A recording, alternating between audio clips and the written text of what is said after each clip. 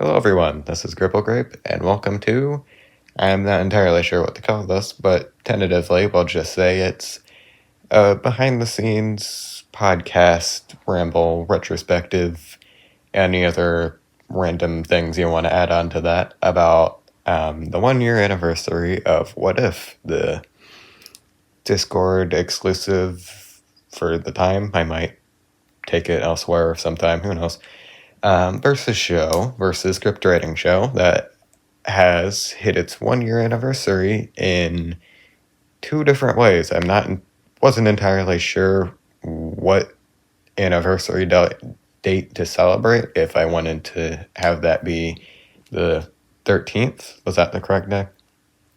No, the 19th, as the day I created the server, or the 30th, the day I posted the first episode. So I just decided I'm going to do both because I'm proud of my work. I'm just joking. I like to jerk myself. So what we're going to do is basically just every episode I'm going to give behind the scenes details, production goofs, good moments, bad moments, ugly moments, everything in between, just Easter eggs as well, and maybe completely other random things, or just things that are already known that maybe I didn't elaborate on too well, like conclusions or thoughts on community discussion and whatnot. So yeah, I already recorded an entire one of these already. I recorded an entire just talk on every episode already, but I wasn't completely happy with that because of how just, like, I'm kind of doing it right now, but just how unadjusted my voice was to talking into a microphone and whatnot, and how many stops and pauses and stutters and shit I had to do along the way. So I'm redoing it because, additionally, I missed a lot of things I wanted to talk about as well. I made a list of things I missed. That was about as long as the list of things I actually did hit, so we're doing it again. So hope you guys enjoy this. I don't know how long I'm going to be going. I'm assuming it might be longer than the first one. That was like an hour.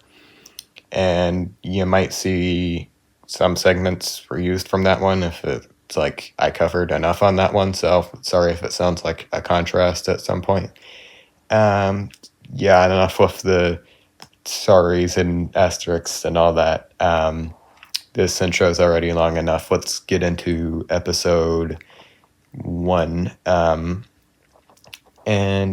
yeah, it's probably going to be decently long, so just treat this as like a podcast. Maybe sit down, get a snack, listen while you do something else. I don't know. We'll see. And yeah, let's get into it. Alright, first up, Sackboy VS Maxwell. I'll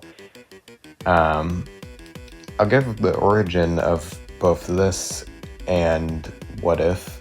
I think the story kind of goes hand in hand, and it's interesting to talk about. This wasn't made originally. I'm sure it's pretty apparent when reading it sometimes, but this wasn't meant to be made as like an actual versus show, or like an actual thing that an audience would be seeing and would have put up in like the start of a like quote official real versus show. Would you even call mine that? I don't know. But how this started was me and a friend, you might know them as Dr. Coco in the server, or you might not, I don't know. We're talking one day about just versus stuff in general. I think it was December 1st, 2023.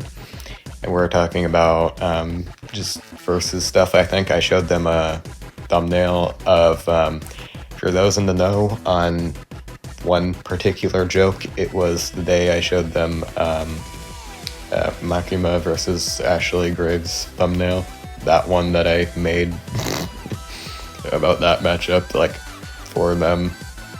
I think that whole thing was like our conjoined idea, so those who know that shit posts meme in like a different community. There you go. But anyways, yeah, we were talking about just versus stuff, and I eventually came up with like the talking point of like, I kind of want to do versus rating. Like, I'd like to make it my own kind of show-ish thing, and they're like, yeah, that sounds like a good idea. So I gave them a list of, I think it was like 7 matchups, a few of which I actually have done on What If now. What was it?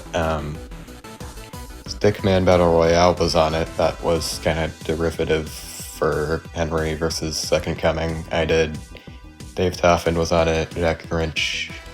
I think that was it, but Sackboy VS Maxwell was on there, and that was the one they chose. And as my first ever real venture into like versus rating and writing in general, I really wasn't that experienced in writing. I gave myself a 1 month like challenge, since it was the first day of December. I would say I want to make an entire versus show script in 1 month before the end of the year. And making that, I eventually did end up finishing it on December 31st, which is kind of funny that I put out Jack vs. Grinch on December 31st too, so there was 2 episodes that came out on like the same day, just because I was rushing to hit like an end deadline to not cross over to the next year. That's kind of funny, but anyways. So yeah, I finished that with the intent of it not really being anything else. I also vividly remember like saying, "Oh, excuse my writing. It's because I was writing this at 3 a.m. and I was tired, and little did I know this was merely the beginning," because that's what I'd be doing every single episode, and I've just gotten used to it now, and it's this is my sleep schedule. Like, more so a part of the day I enjoy more than I don't, as my just how my sleep schedule goes of writing until like 3 in the morning. So I just didn't know what was coming for me. But yeah, that was the episode, and it was not made for an audience of like I won't say a lot of people, but because I'm not really sure how big I'd say my community is now, but like not made for an audience at all, because more than just myself and one other person, because it definitely shows its age in some points. There's jokes in there that would only make sense as like in jokes to that specific friend group. Like, would anyone know what Master Dickif is outside of myself and that one person? Probably not. Multiple like instances of like kind of what if like a YouTube writing style, like I just said, like in brackets, like puts certain thing on screen, like puts SpongeBob imagination GIF on screen, and that's like makes no sense nowadays. That now my writing style is more so, it's not like the script for a larger thing, but the style of how I'm going for my show is just the script is the entire thing. It's like saying a book isn't the script for the movie that it's inspired by. A book is just a book, you know. That's kind of what I'm going for now, but so that didn't age well, and plenty of other jokes, and just not having like a grasp on what type of humor I wanted to do, and yeah, I'm not entirely sure it aged well, but I read it back somewhat recently, and I will say some of the jokes in there are still pretty funny to me. What was it? The Edgar can't pull out of a driveway joke. That one still gets me. The like Sackboy dies from holding his breath. If only it was that easy. The like listing. What did I do? I forget. Like, oh, the cure to all depression and mental illnesses is having a sister. Oh, I understand now. Things like that I still find funny, but yeah, just overall the analysis, while well written, not well written, but I mean, I like what I did in the writing, and just like the storytelling and how I kind of blended things together in both analysis. Albeit Maxwell's is significantly shorter than Sackboy's because I knew Sackboy a lot better. So I think it was well made, and this kind of follows for the entire episode, honestly. What I think is, like, it was really good in the idea of what I wanted to do and what I'm imagining for it, but the execution of me not knowing how to write then and having horrible grammar and not, like, spell checking things as well as I should have and all that kind of just led to it being really sloppy looking back at it. And a year later, it's going to be in 2 days as of recording, and especially considering I didn't know how to use like Discord text prompts that I do now. Like, I like to put every episode I have in like a like alter the text and make it look all fancy and fancy it up for Discord viewing, and now it's ones like that just look really shitty because I literally just copy pasted the script from the Notes app to Discord without any alterations. So yeah, but I mean, yeah, it's not bad. I was speaking on the analysis, you know, those aren't bad, they were good, I like it. I think it's kind of a weird choice to start the very first analysis on the show with just quoting the entire Little Big Planet 1 intro, and like that's it, that's the entire intro sequence, just pasted in there. Okay, I don't know what I was thinking, but I thought it was cute, I suppose. Like, if I was gonna do that, I should have matched that by putting it in Maxwell's too, but I don't know.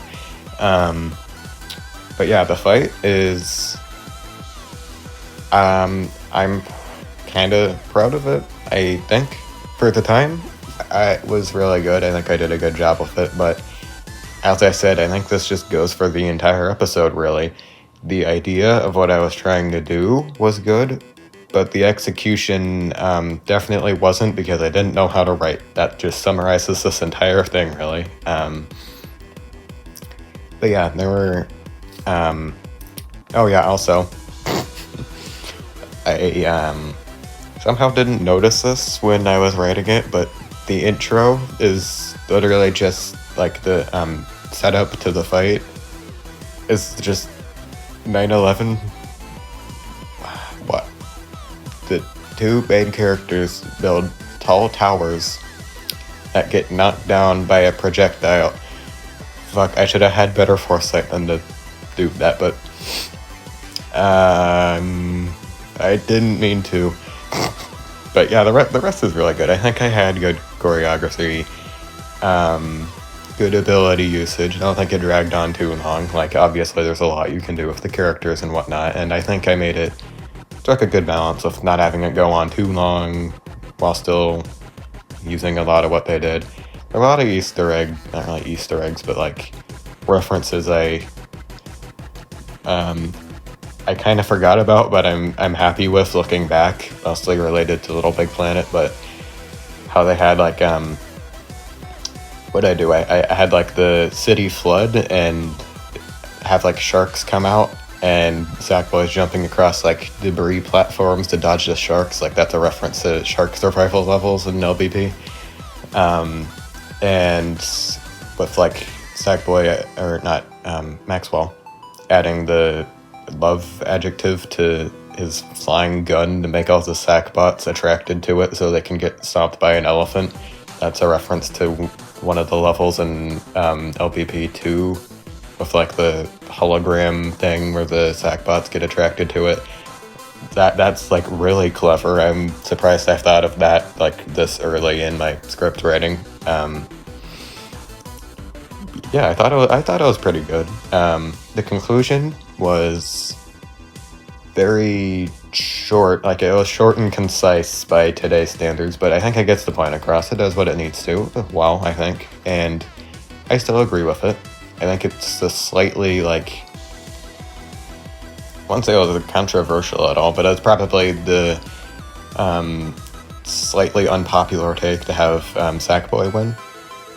But I still agree with it. I still think it's, like, he wins if it's, he wins and it's slightly close, if not kind of a stomp, depending on what you include. But, yeah, generally I think it was, again, I'm probably saying it for the third time now, good in my thought, bad in execution. It was good for what it was in the vacuum of being not made for an audience. And yeah, I think I did a good job of it. For what it was supposed to achieve, I did a really good job of it. But looking back now, it's kind of, you know, I've done better. But yeah. Okay, so next up, Gojo versus Obito. I don't know how I didn't notice this when I made it. This is probably just a testament to the episode overall, but a sign of what's to come.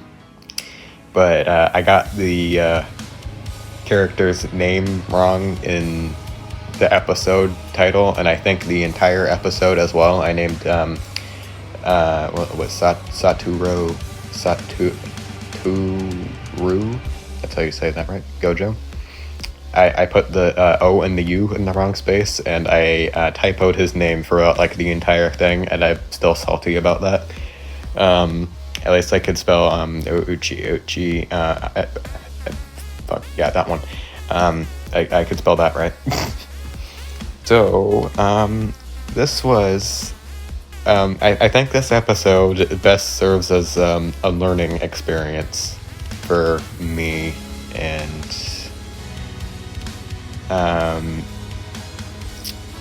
this is why you don't make episodes for characters you know literally nothing about besides watching a Death Battle episode, reading a Versus Battle wiki, kind of getting the gist of what they're about from, like, those two things, and meme culture, and nothing else.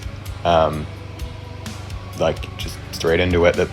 That's kind of what it was. I didn't know anything about the characters besides that, and I'm trying to write an entire production for them and the series, still to this day, having not watched a single second of either show, and trying to make an entire episode for characters that I don't know, and I'm sure it was pretty apparent for anime fans and just fans of the characters, I'm sure, that I didn't know what I was doing. Or maybe it wasn't, I don't know. Maybe I did strike gold and make it actually turn out okay. That's okay, I'm sure nobody noticed, because I don't think I have heard anybody ever talk about this episode, so that's okay. I think I dodged a bullet. Why I decided to do this, I don't know. Why I was so dead set on it, but when I first started the server and all this, it was like 2 episodes I'm doing. First episode is Sackboy VS Maxwell. Episode 2 is going to be Gojo vs. Obito, and I don't know why I decided on that. Like, it's just set in stone now. I don't know what that decision was about, but I can tell you where it, like, the origin of the matchup came from, because I'm sure it could be kind of confusing of a matchup, especially when, like, Gojo versus Kakashi exists, when it's pretty much, like, the same thing, but just thematically better in basically every way. I'm sure that could be confusing to some people, but where it came from was me and the same friend I was talking about in the last one, Dr. Coco. I don't know if they care about me not saying their actual name, but I just won't, just in case they do care. Probably not, but whatever. So I was talking with them. I think we're having, like, a late night chat. I got, like, about a month or so. Actually, it was about, like, a month on the dot, pretty much. Before the Sackwell one. Before the Scribble My Little Big Knot Sack Pack one. we were just chatting one night, like really late in the night for some reason. We're just staying up talking to each other, and that was the day I was getting them into like versus stuff and Death Battle. Like, I was in my friend group, I was the big fan of that, and I don't think many other people really knew about it or cared about it. And I was introducing it to them, and we were sitting and watching episodes on it, and like, I think I kind of sold them on it by like showing them Gojo versus Makima, and they really liked that, and kind of just sat and talked about it. And the first idea, like original matchup idea that I think kind of came from both of us was, like, since we watched both the episodes of Death Battle ones featuring the characters back to back, I'm pretty sure. No, they're not back to back, but like close to each other. We thought of Gojo versus Obito, and I started talking about that and like thinking, hey, this debate is actually pretty close, and the fight could be pretty cool, and etc., etc. And I was like, hey, this is a cool original matchup we just came up with. I didn't know it wasn't actually original. Maybe I did know. There was a commission track for it, so I had to know, but I didn't really think about that too hard. Anyway, so that's where that came from. We were just two friends talking about versus stuff and came up with a cool matchup. How a lot of matchups come into existence, I'm sure. And a little Easter egg about that comes from that. We were talking about that matchup, like the whole night that we talked about that was November 2nd. I remember that because I put in an Easter egg in the final episode. It was in, what was it, the intro to the fight?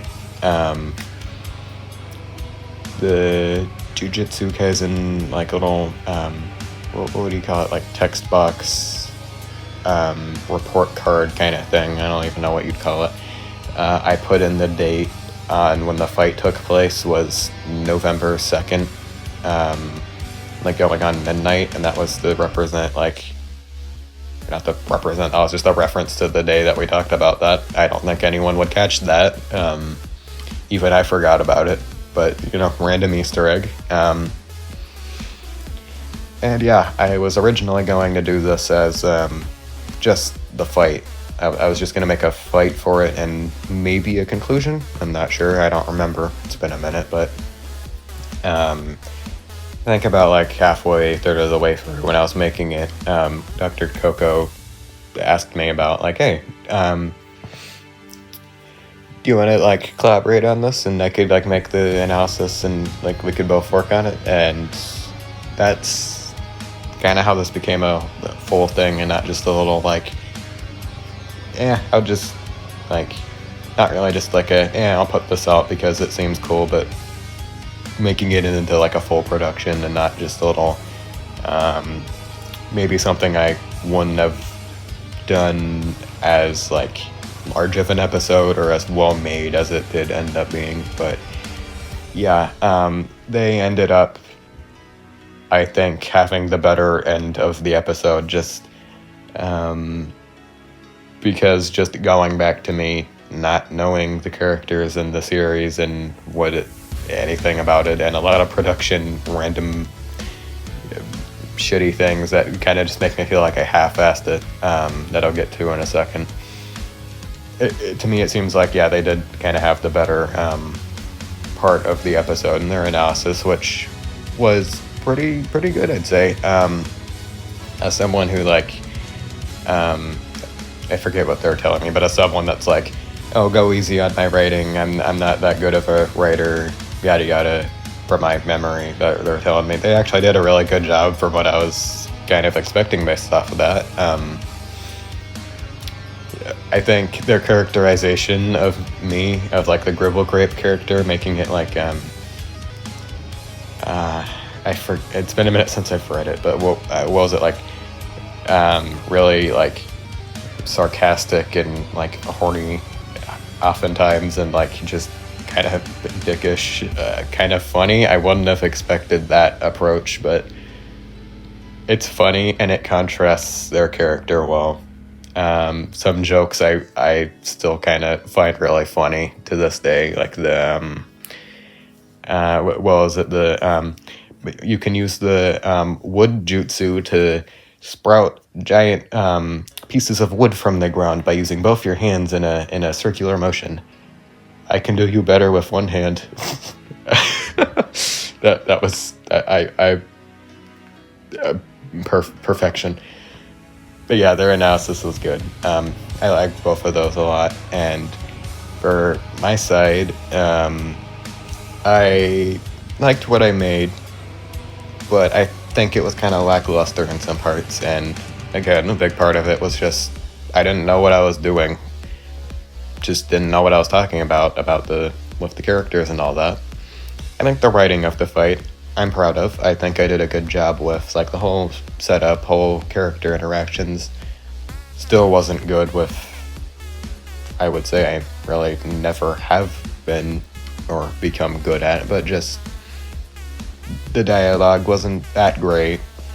Some choreography I think was pretty good, just generally really good episode. I like the climax a lot as well, and I think it was good for my knowledge of the characters then and now, but I'm sure it probably shows in some parts that I didn't know the characters well at all. Like I was trying my best. I was kind of getting into like some anime servers and whatnot just to like post things and be like, hey, did I do a good job on this?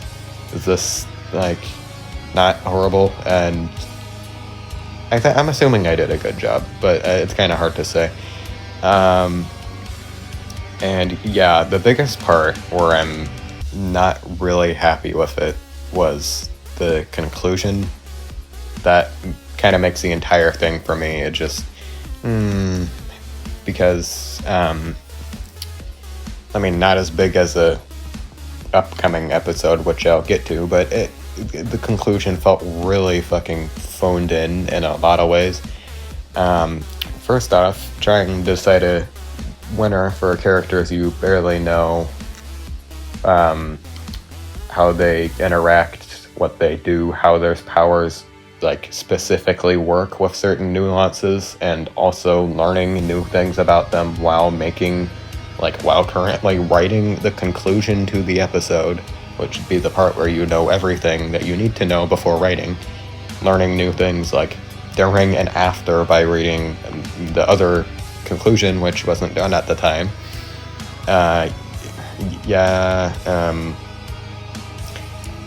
And also the fact of besides one other one that I'll get to soon, this is the only one where I'm not entirely sure I would agree with the outcome nowadays. And it's probably not helping that I really wasn't the most sure about the winner on that one, I think, out of any episode. And honestly, I kind of somewhat started to disagree with my own reasoning before I put up the episode. And it's kind of bad when you're making a versus episode and you're working on half of an episode with someone else, and you share each other's scripts and start talking and ultimately realize, hey, after reading your analysis, I kind of think Obito wins now. Oh, well, me reading your conclusion and mine, I was actually kind of thinking the same thing. Oh, well, shit, too late to change it now. Whatever, we'll just send it. We'll just put in the wrong winner. Like a lot of things that were just not well thought out or made. Yeah, it kind of makes me not like the episode in like my production of it. I think it was well like made, and I'm trying to think of words here. I think it was well made, but not something I'm proud of from my own point of view making it, that kind of thing. It's definitely like something you can learn from. This is just the entire episode I kind of use as a takeaway of like, know a character well before you start making a script for them, or like especially before writing a conclusion on them and a fight, and make sure you get everything straightened out first, and that whole thing. And also a factor of me just, learning to, if you don't know what you're talking about, maybe just stick in your comfort zone with series you do know better and use those instead, which I have been doing now, and I think that's helped the quality in episodes because I actually know what I'm doing. But yeah, also, random extra here. I originally wanted to have an alternate ending for this episode. Or not an alternate ending, what am I talking about? Alternate in the sense if I didn't use it, not like the other character one, but I had a scrapped ending idea for Gojo winning that would play out basically the same as what it normally did, but the kill thing with the infinite void and all that would actually after the whole sequence is over, it would pop up with a Sharingan thing and reveal oh my god, it was actually a fake Obito, and he's just floating menacingly over this guy watching, and is oh, well fought battle, we'll see you again sometime, we'll meet again sometime, what I meant to say.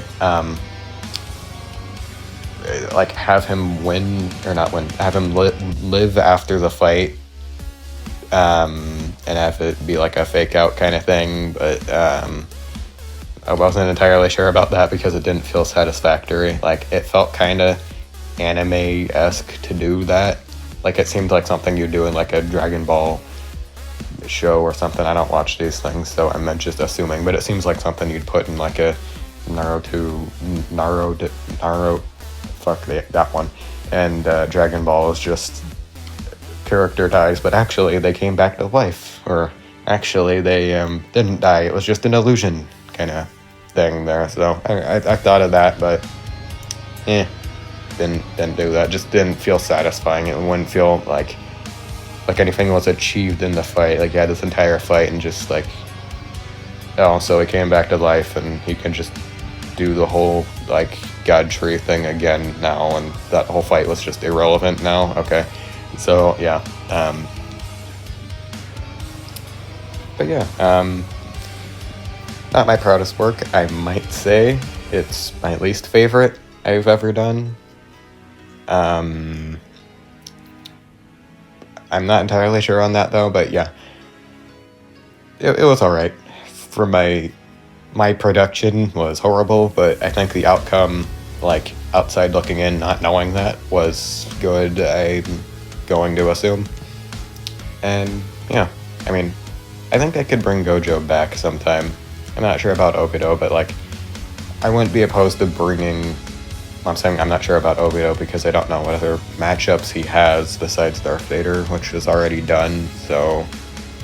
done on Death Battle, which was already good, so why would I do that? But I think it's been enough time and enough, this wasn't really the greatest representation of both, maybe, that I feel like I'd be definitely alright with bringing both characters back sometime.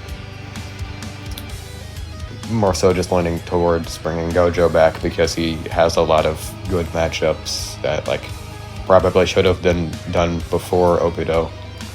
I know versus Speedball is one people like, so hey, maybe that one after 20 years when Origins is finished and Speedball is able to destroy the fucking Hyperverse and Outerverse and all of existence by farting too loud. Who knows? Yeah, we'll see. But alright episode. Nothing too much to write home about. Alright, next up, Funny Bird episode, or Berdly vs Martlet if you want to really call it that, but that's not as fun, is it? This is one of those matchups, I think I've only done 2 so far, that's I can guarantee not a single other person in the entire Versus community, one, has ever thought of this idea before, and 2, actually likes it enough to make it into a full production, but yeah, I'm that person. This was why did I want to do this in the first place? Let's talk about that, I suppose. Just, I mean, not particularly a huge reason, just I was really, really into Undertale Yellow at the time. Like, I still am. I past when I've seen it for the first time, I never really stopped being a big fan of it, but that was at the peak of my excitement with that, I think. So it was literally the day that I finished the game for the first time. Like, I saw the Pacifist ending for the first time and was like, holy shit, this is probably one of, if not the best gaming experience I've ever had. And on that day, it was like, yeah, I'm gonna do something for this series on What If. Like, I have to. I fucking love this. I probably could have picked a more fitting matchup. Like, I'm not sure bringing the series in, or just Undertale entirely into the show for the very first time. Like, all that comes with it, like Undertale, Deltarune, all the AUs, all that. I don't think the very first thing I should have introduced it with was not even the main character of Yellow, like just Martlet. Like, okay, and also being a same series matchup, okay. Knowing how many good matchups there are from the entirety of like the Undertale verse, like, I might have kind of wasted a slot doing that, like wasted a episode doing that, but I think it turned out good. I don't really think it was wasted, I would say. But yeah, this matchup just came to me because it's like, I'm pretty sure, just put this in perspective, I'm pretty sure the very first time I ever like saw Martlet in a video or just in the game or just ever was in a comparison to Berdly, like a shitpost video thumbnail is like the first time I ever saw them. And actually experiencing the game for the first time, my thought was just, oh yeah, I get the comparison. Oh, you know what would be funny? If I did if I put Berdly in a fight with them in a versus script, that would be funny. Because there's a lot of potential just seeing the dialogue she had in like the first fight and like Berdly's character. Like, my first thought is just like, oh, that would go crazy. That would be so funny as an episode. I really want to write dialogue for that. And that thought just plagued the entire first experience of YouTubei for me. But it was a good plague. So yeah, that matchup was born because that was the one I was most interested in out of any of the characters at the time. And at the time, it was actually, I think, my favorite versus matchup of all time as well. I would say that's changed. When you know it, it's now replaced by the other Yellow character. So a lot of character development there. It's now Clover versus Jack.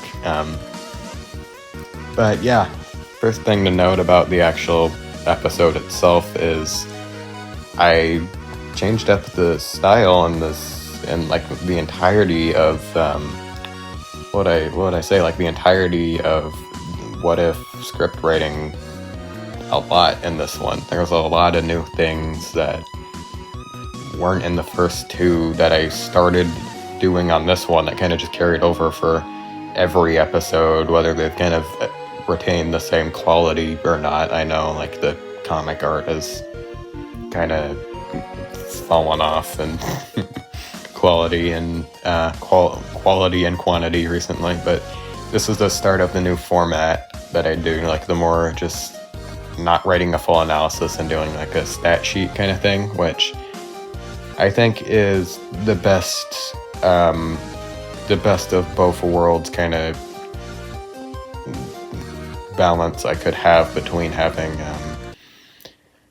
writing analysis for characters that like making a worthwhile, substantial kind of analysis for both characters, having it not take too long to write, not be too hard for me to write, to where it's subtracting from the quality of like the fight, which is kind of the main selling point, or kind of just the main attraction of the episodes for me is the fight, and being somewhat quick to make, and just meeting all of those, like, it's the best meet in the middle between everything, Goldilocks middle zone I could find between, like, making a perfect analysis for these type of things. And it kind of sucks to abandon the, like, fully written style, but, I mean, come on, these episodes would take forever if I did that, and that's not even the point. Like, the part people care about the most, so I think that was a good change in the long run. Also, like I was talking about earlier, this is the first time I did, actually a lot of things, this was the first time I did the character art, like in the analysis, like the top of the analysis where you can like click on the link to go to it, like that spot. The first time I did artwork for that, and it's evolved in like different styles and formats since. I like doing those. Those aren't necessary at all, like, but I just like doing them, they're fun. Also, first time doing comic art, probably the best as well. It's just like it started as like really good art and falling off. But hey, I was really passionate about the episode, and well, I have drawn those characters like a million times. Like I've drawn Martlet like fucking 300 billion times since, so before and after, so I mean I know how to draw them well, so I mean that makes sense. But yeah, I think that's all the changes I had. Actually, this was, speaking of changes, not in this episode, but it was the last episode I did this in. Was having music indicator kind of things. What would I even call those? They're like, in the script I put little like, this is what the soundtrack for this episode would be, and I put little like timestamps for the music I'm referencing and all that, which is just like, it's a cool thought, I suppose, but it's completely unnecessary. I don't get why I even did that in the first place. Like, who's gonna be reading the scripts for episodes and being like, oh, I want to know what the soundtrack would be like. Now, hold on, let me look up every soundtrack type in the YouTube music on every single, like, 5 seconds I put one of those in to get, like, the accurate soundtrack of what this episode would sound like. Like, no one's doing that. But I kind of did notice it was not worthwhile whatsoever to put that into the episode. But I knew that was going to be my last time doing it because of that, so I put in a little Easter egg that kind of, I'm sure I'm the only person maybe in existence who would notice this Easter egg. Not really an Easter egg, but like a kind of just story building, I suppose. I put, what was it, when Berdly insults Martlet on like all of her job performance and her appearance and all that, and having the "you should kill yourself now" insult.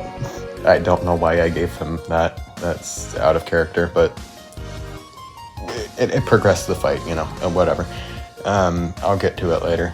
After that, there was a little music timestamp thing that was for Gift from Undertale Yellow, the soundtrack, which was spoilers for that game, but I'm sure if you've read the script or you're listening to this, I'm sure you probably don't care about spoilers, but I'll say it anyways because you should check out that game. It's free, no excuse. One of the best games ever made.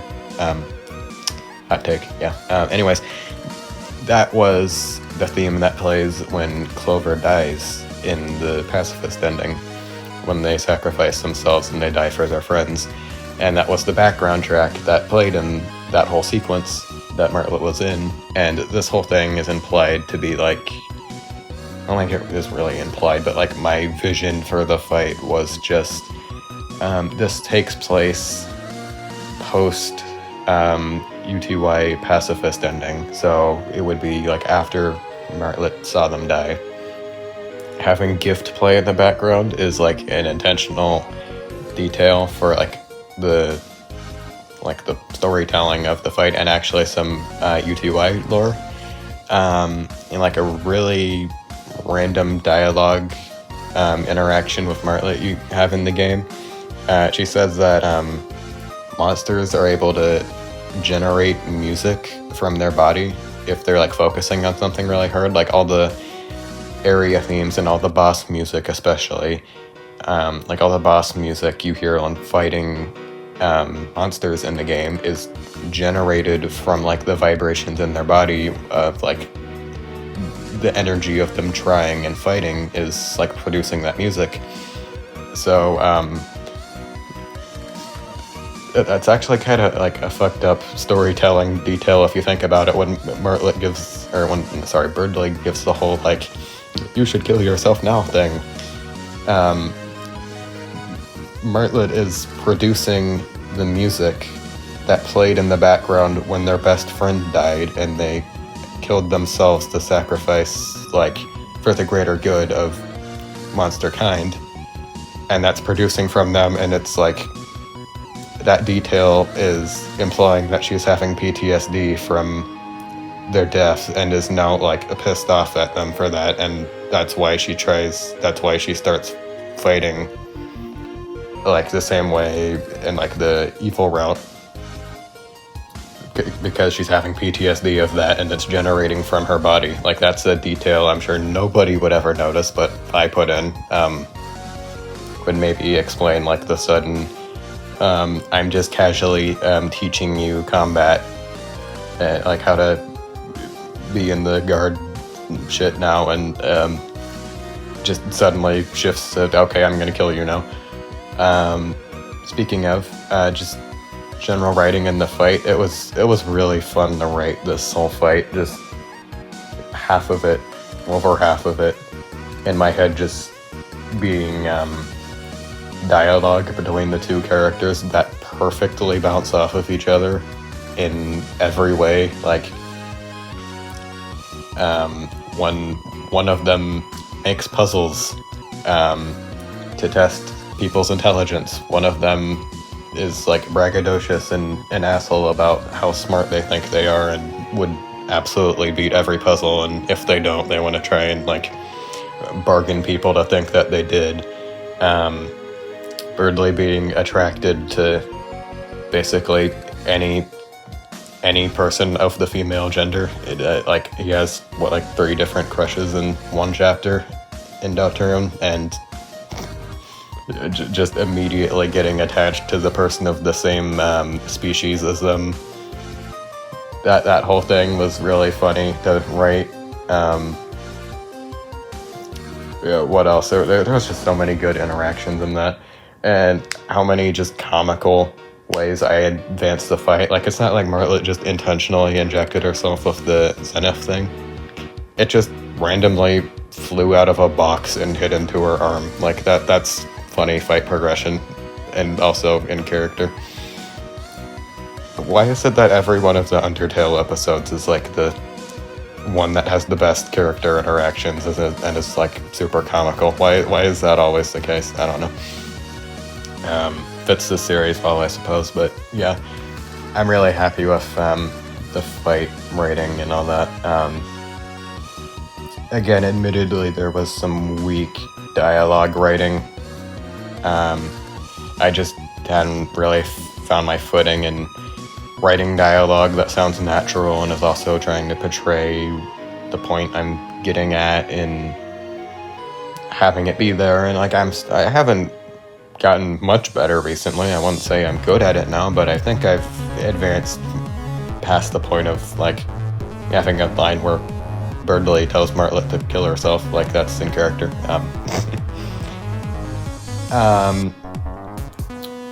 Moving on to the second half of, not the second half, like the climax of the fight. I have some problems with it, like personal things. So the whole sequence with Zenith Martlet, I halfway wrote before actually playing the genocide route of Undertale Yellow and knowing what she does. Like, this whole episode, I just played the pacifist ending, was like, holy shit, this is awesome, I'm gonna write an episode for it. Didn't know what Zenith did or was, and just started writing it from that. And I needed to, as I was playing the game and learning things about it, like, not wanting to, like, spoil myself on the game and what happens, but also trying to write an episode and have it be somewhat on a reasonable time and not rush my enjoyment of the game by playing it all in, like, one day, even though that's what I did with the pacifist one, and it was a good experience, but I didn't do that again. Like, it was kind of weird writing the climax, I would definitely say. And also, I'm not sure how well written Martlet absolutely beating the shit out of Berdly for like 30 seconds and him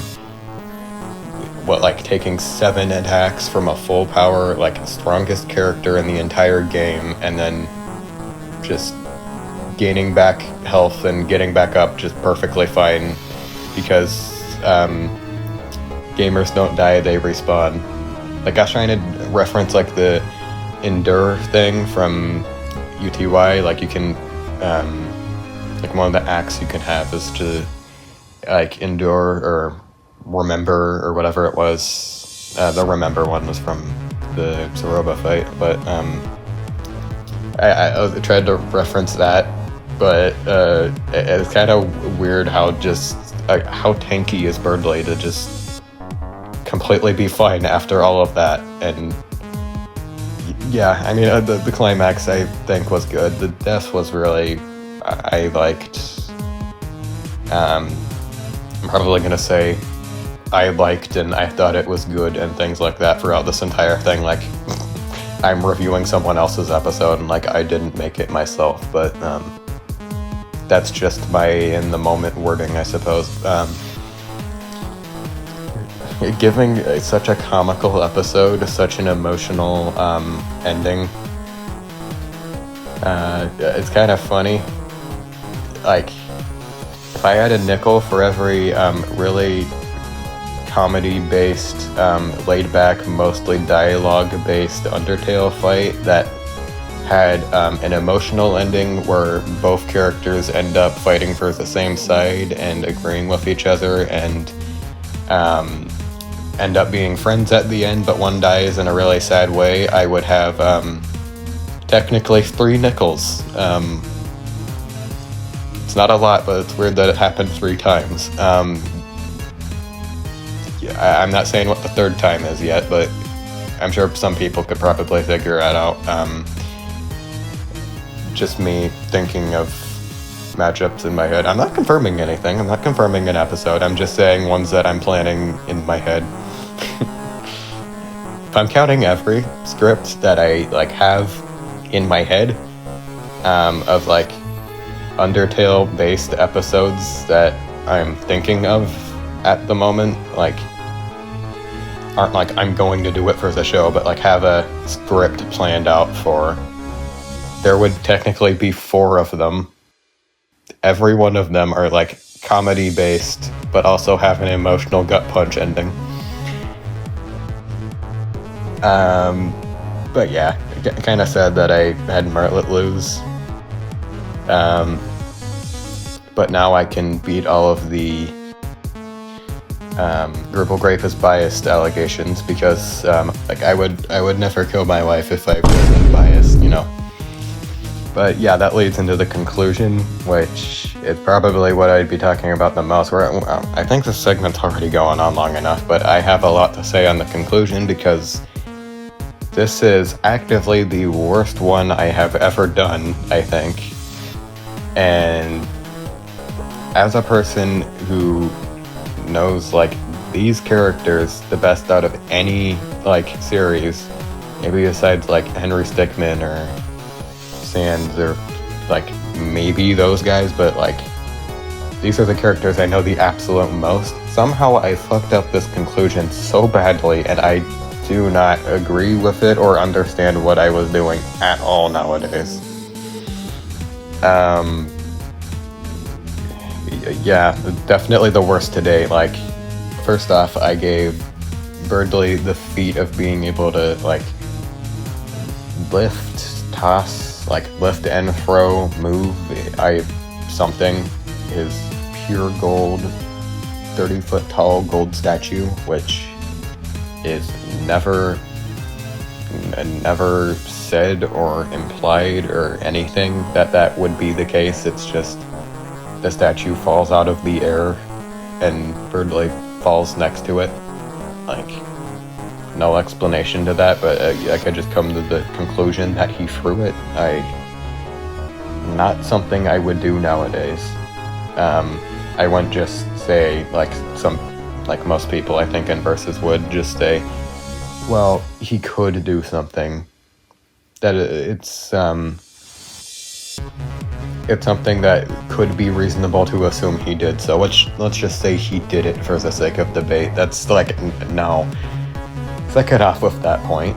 It is just objectively incorrect saying that he could throw pure gold, because no more than, 3 minutes later in that scene, come to, what were their names? The music guys, Sweet, Cap and K, was that their names? I think. One of them have dialogue about talking about that statue, and it says that statue is not made of pure gold. It's made of random scrap metal that they found, like random junk or scrap metal, one of those things. I mean, still impressive, still more than Martlet would have if he did throw that, but that's just like, why is that even a thing I can considered at all?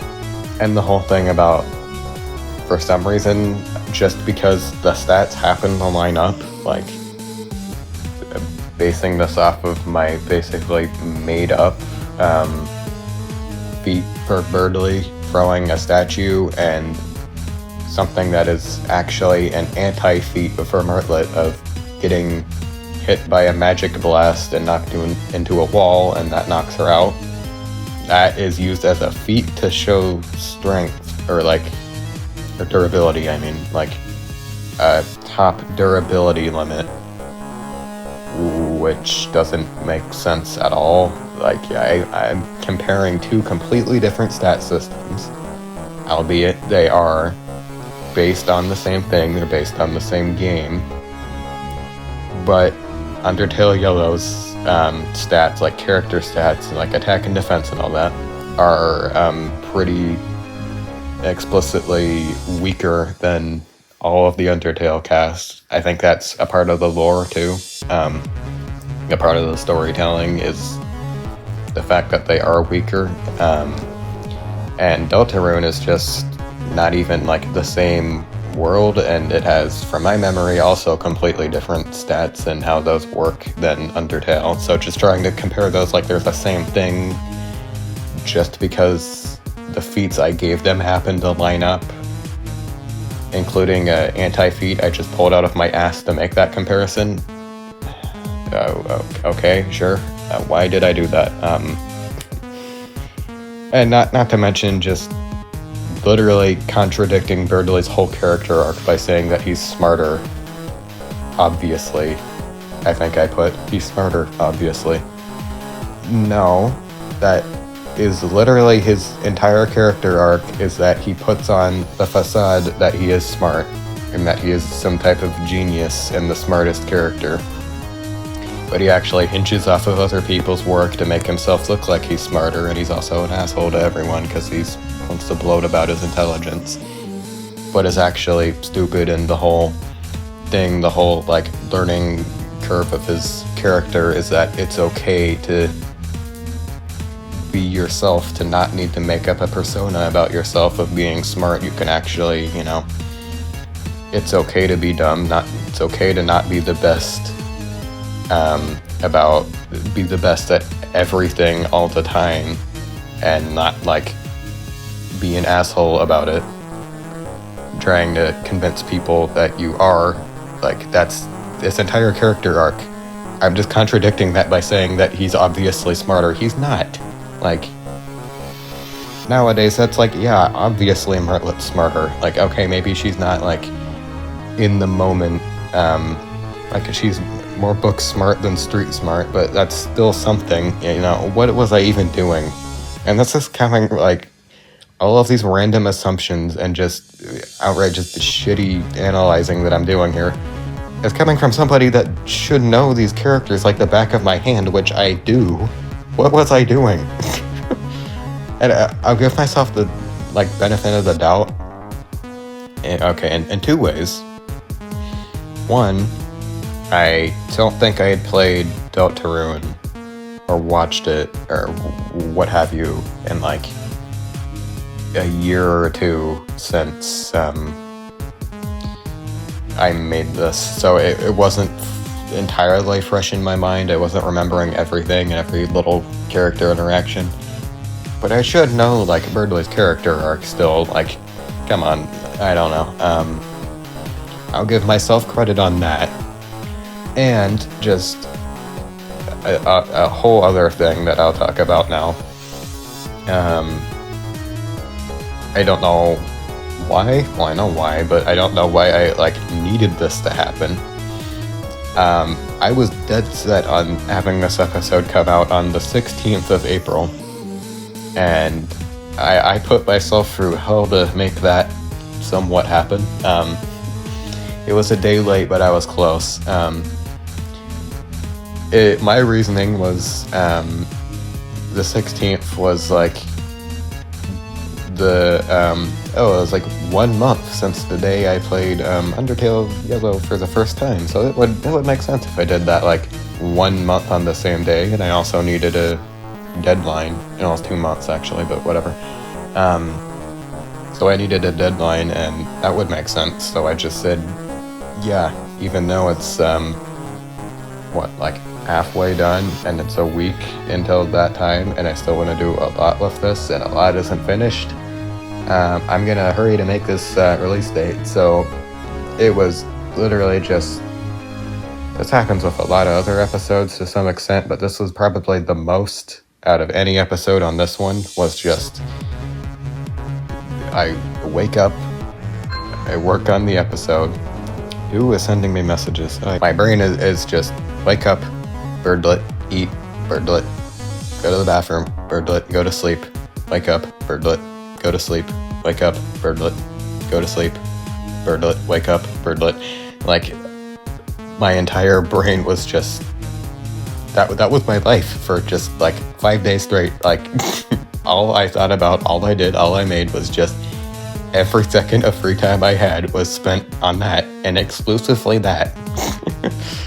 So I was really fucking burnt out after that episode came out. I mean, understandable, and you could tell, you know, coupling with me not being that experienced of a writer, that being like my third big writing project like that, yeah, I took a big break after that one, as you could see.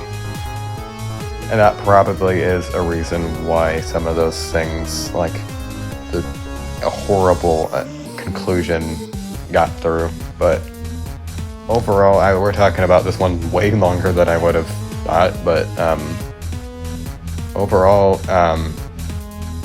really good from my, like how well I think I did.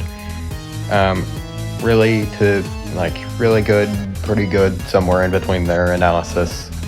Really, really good fight. I liked it. Ignoring some like weird dialogue every now and then, kind of just giving myself the benefit of the doubt on that, you know. Great artwork. Absolutely horrible conclusion. What was I thinking? That is Berdlet.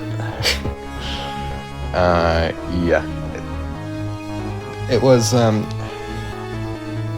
was good for the time, like the other two episodes were.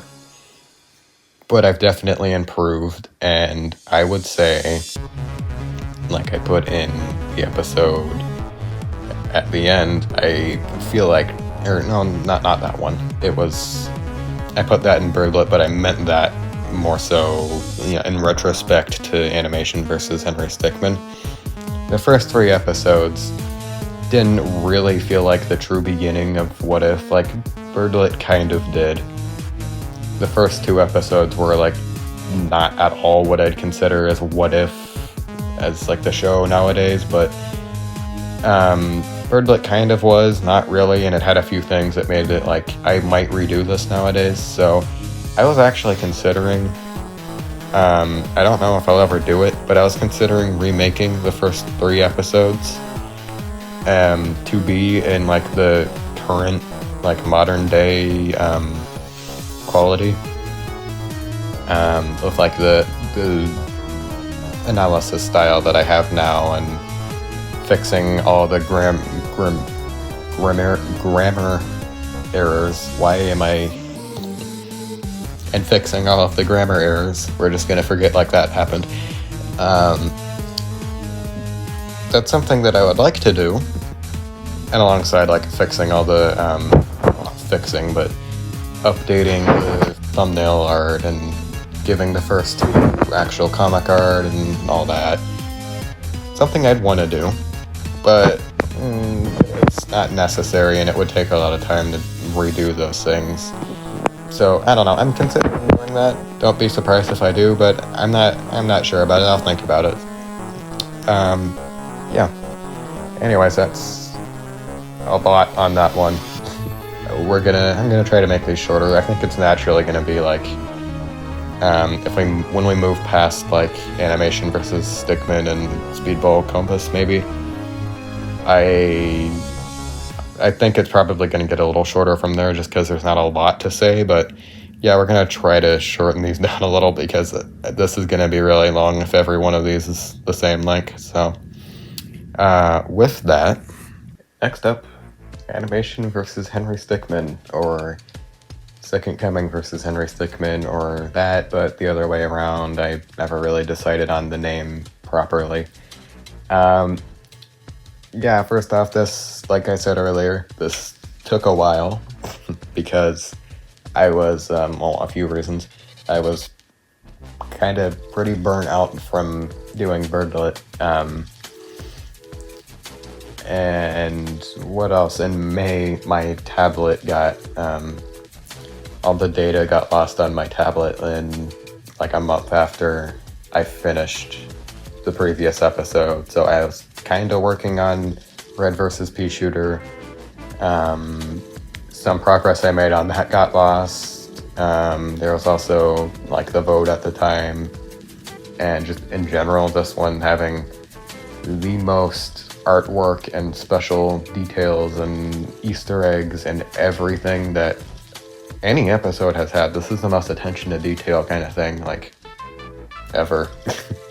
I kind of had the idea of making this so that, like, this would be my magnum opus of my best episode because of how much shit I put in it, but I feel like I have made episodes that have kind of reached that quality, just in different ways. Anyways, maybe we could backpedal a little bit.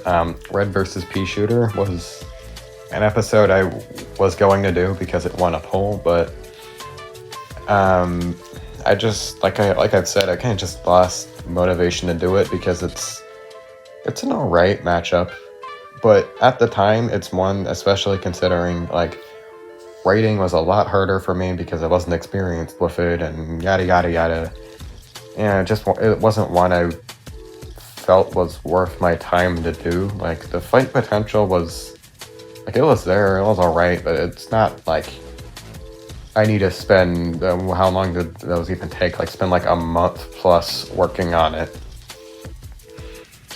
And yeah, like, that's without the legacy kind of thing it has now. Like, it has a lot of, over time, like, built up hype and legacy for it. Like, if I'd be more encouraged to do it nowadays because, one, writing's easier, and two, it's, I know a lot of people want it and all that, but at the time, it's just not something I needed to do, and even nowadays, I'm not gonna lie, I kind of prefer Zombots versus King Pig anyways. Like, I kind of prefer that matchup now.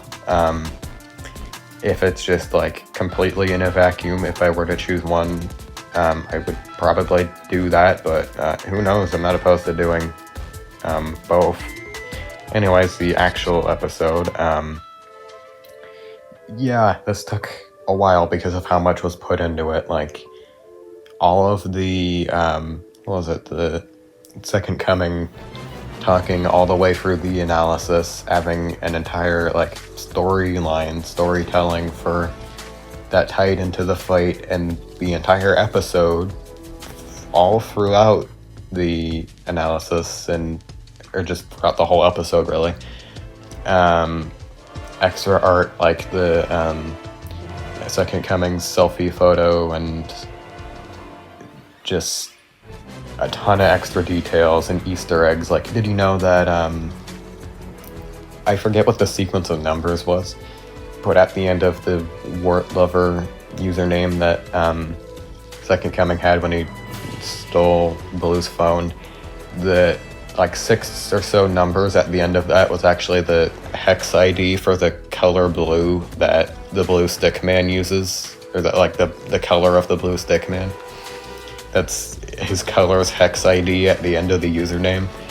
That's a random detail. I'm sure, well, I wouldn't say nobody noticed because one person did. I know that. I'm kind of surprised, but yeah, just like a ton of other things, like the storytelling throughout the analysis again, like the statue, the golden statue from the fight, being implied to be made, like, in the selfie photo in the background with the stickmen holding the blocks for it. The whole interlude section with the lore build-up, kind of Henry speaking in the analysis that's implied to be Henry, but also could, if you think about it in a certain way, could just be Gribble Grape saying a certain thing, which could tie into something I'll definitely get into in a second.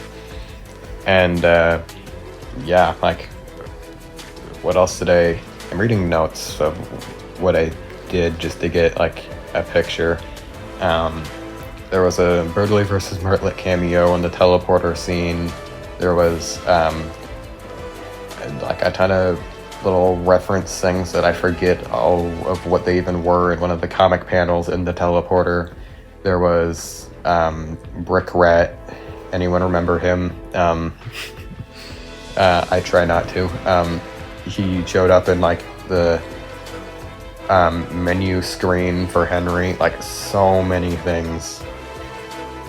And just generally being, like, my favorite, what I cited as my absolute best writing project, or, like, fight script, everything, just everything with it was just the absolute best I've ever made at the time. With how well the, like, abilities and characters' tones clashed, all the little goofy things, like Henry punching, like, the Falcon Punch, and it actually works, but it goes straight through the hole in Second Coming's head. Like, what else? The distraction dance thing, the corrupt tick, all those things playing perfectly. Like, the series match is, like, one of the best I think I've ever had. Just, like, the series tones and, like, abilities, how they would bounce off of each other is just probably the best one I've had, like, best episode to take advantage of that. And I'm really, really proud of how well written I had, or at least I think it's well written. How the super forms work, how the characters go into their super forms, with Henry getting hit with the corrupt tick and having his files corrupted, and having, like, the animation files from his game in the revenged route being applied to him from the corruption in the game. Like, and then, what was it? Second Coming going into his awakened form because his friends were getting the shit beaten out of him from Henry. 2 forms, which you would absolutely need to include in the fight because, like, come on, you have to. But neither of them are things they can normally do. Like, Henry only gets his augmentations because he only gets those from a very specific surgery in one route. It's not like a super form you can just like enable at any time, and Second Coming could do that at any time. He could do his awakened form, but it's very like, for the time being in his story, it's said that or it's more just shown that he can't do that. Whether he doesn't show the want to or have the ability to anymore, he just can't. So I think I did that pretty well, and I think that's all for the fight. It was, I mean, I don't think there's a lot to go into on all of my fights. Like, if I wanted to have like a super descriptive rundown on all of my fight scripts, I'm not sure how well I'd do that besides just reciting everything that happened and adding I liked that because it was funny at the end. But yeah, I think that's all on that one. And now, well, this actually kind of ties into the fight. For the biggest thing, I kind of going off track from the actual episode, the biggest thing I have wanted to do for What If that I've talked about with some people before, most people don't know it though, is I wanted to have lore for What If, and it kind of took off around this point, like kind of around this time in like summer. This episode in particular, with how much fourth wall breaking stuff it had, kind of gave me the idea and the inspiration to implement it, but I never ended up doing it. I had what I thought was like 2 good chances to start with it, this being the first chance and the other being Speedball, but I didn't do it in any of those. Basically what it would have been is, I still don't really know, or known how to word it exactly. Like, I might need to think about it for a second, but the lore was gonna be like a story about like Gribble Grape being the main character, obviously, and he'd be like an inverse of versus battle host. Like, most of them are normally like, what descriptions would you give? Like, normally super energetic and smart, and sometimes like have violent tendencies and all that, but like ultimately they're good people putting on just like a performance. And Gribble Grape would put on the facade of that, would actually have like darker intentions and what if as a show actually is. So bear with me because I didn't really flesh this out too well.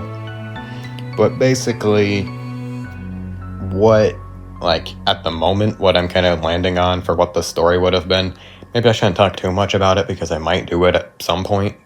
Probably not, though. We'll see. Is that Gribble Grape was, like, this character who's trapped in something. See how this is kind of unfinished. He's, like, has some problem. He's trapped in, what I landed on was, he is a real person, either a real person or a fictional character that's like self-aware of his own existence and all that, inside of fiction. And he has this like secret basement, the secret laboratory, where he runs all these machines and whatnot that have this power to bend the fate of different multiverses, which would be like different series, different media, different fiction, like different the franchises that the fights are using with the characters to kind of bend fate and kind of conjoin them together to have these fights start. And you could have like an explanation on how a lot of these fights started, like when Maxwell leaned on that random box in the Sackboy VS Maxwell, that firework in the box that shouldn't have really been there, because why would it be? That was actually Gribble Grape, who like tampered with the fabric of reality to implement that into there so they could have a fight start in the first place when they normally wouldn't. Like, Gribblegrape was actually the one who called Alan in Animation vs. Stickmin so he could get Alan away from the computer to have the fight start, and Speedball didn't actually run fast enough to jump universes and just go to some random universe. It was actually Gribblegrape making a portal that looked like his speed transformation or his teleportation, to go specifically to that universe, and so on, so on, so on. And why he would be doing this is so he could, more or less, I'm still kind of figuring it out, channel the energy of the characters fighting into this machine that he has, or some machines, who knows, to channel the energy of their fights, or more accurately, the losing combatant's death, into some machine to give him enough energy to break through fiction and become a real being in reality, and become the god of fiction or whatever. And I was thinking of all this cool storytelling stuff and build up, and how I could tease this throughout everything, and how I could have this concluded if the finale of the show itself could be, or what would be considered canon for the lore could be Gribblegrape versus Dr. Coco, where it would be Gribblegrape understanding and figuring out that the only being in fiction that could be strong enough to give him the energy to break free of fiction, and what restrains him from becoming real is the other host that he's met multiple times that also has a similar power to do these things of fabricating, not fabricating, but tampering with universes to have these fights start. And it would be I'd try to have it be a well-written thing about a contrast of the versus host who pays respect to the well-meaning nice versus host, the normal one who pays respect to the characters and their legacy and what they're about, and tries to do them well in the fight, in the fight animations and all that, or scripts in this case, versus the one who sees them no more as just tools, or as toys, in if you give him some masochistic kind of personality, I suppose, just stepping stones to a greater purpose that he doesn't care for. You could have that moral contrast, and I thought it would be really cool.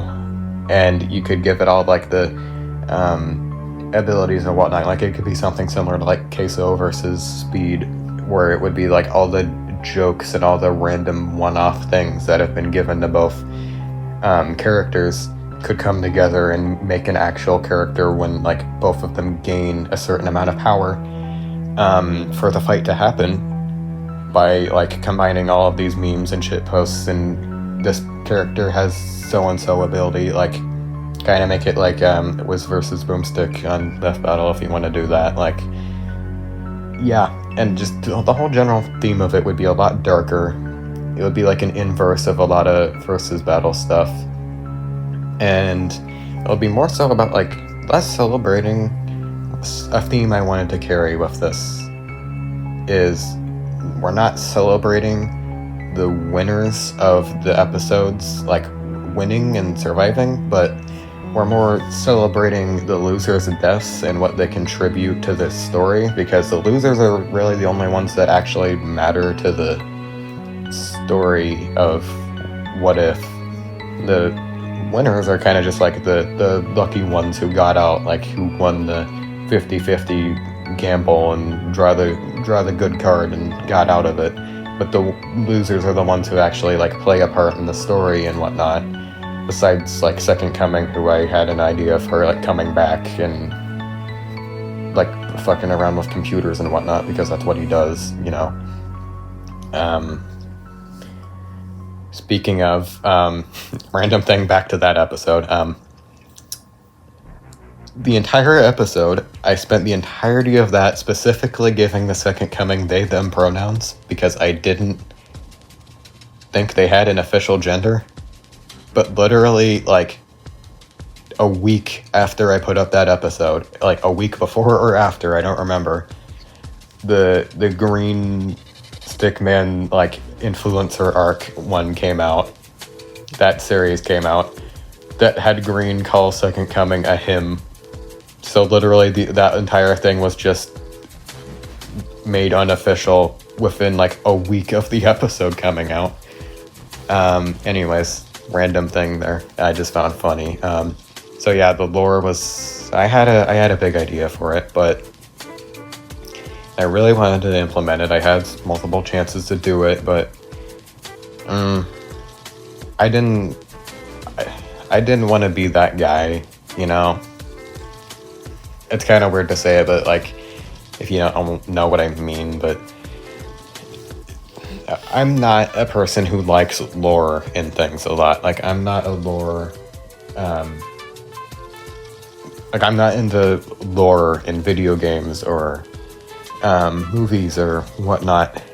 I don't really like it when, well, I wouldn't say I don't like that being a thing, but it's just not my cup of tea when you have a story in a game, just for example, that needs you to go out of your way to find extra obscure details and like a bunch of like theory baiting things and being all cryptic and shit. Like I appreciate it. The stories I like most in fiction are ones that are clear. They tell you everything you need to know. You know what the story is by just watching the movie or playing the game. You can understand it with like a few exceptions. Like I like Hollow Knight's lore and like give or take FNAFs, but not really. Yeah, I just don't like those things in general, and I didn't want to throw that in to What If, and especially a medium that it doesn't really come from or belong in, just because why not? It just seemed cool. I didn't want to join the dark side because they had cookies, you know, like it's kind of just another thing that kind of annoys me with it, and probably the biggest reason why I didn't do it was because I hate it when, no disrespect to anyone who does it, because I mean, hey, that's their thing. They want to do they want to do their own thing, what they want. I put effort into it, you know, sure, whatever. But I don't like it when, if it's something like a YouTube video or a versus script or something that needs to shoehorn in lore to just places they don't belong in and interrupt the flow of, if it's a YouTube video, for example, just cut in to what you actually clicked on the video to watch with random storytelling between characters that you don't know if you haven't watched literally every episode in the series or on the person's channel. Or like, I'll give an example, like no disrespect to him at all, again, I really like his content, but just a best example I can give is like Jonathan Richtofen. I think that was is the guy I'm thinking of that does that. Kind of does this on like the Death Battle season ranking kind of things, like puts in random interactions with like PNGs of characters just popping in and having text on screen interrupting the flow of things, and having a storyline throughout all of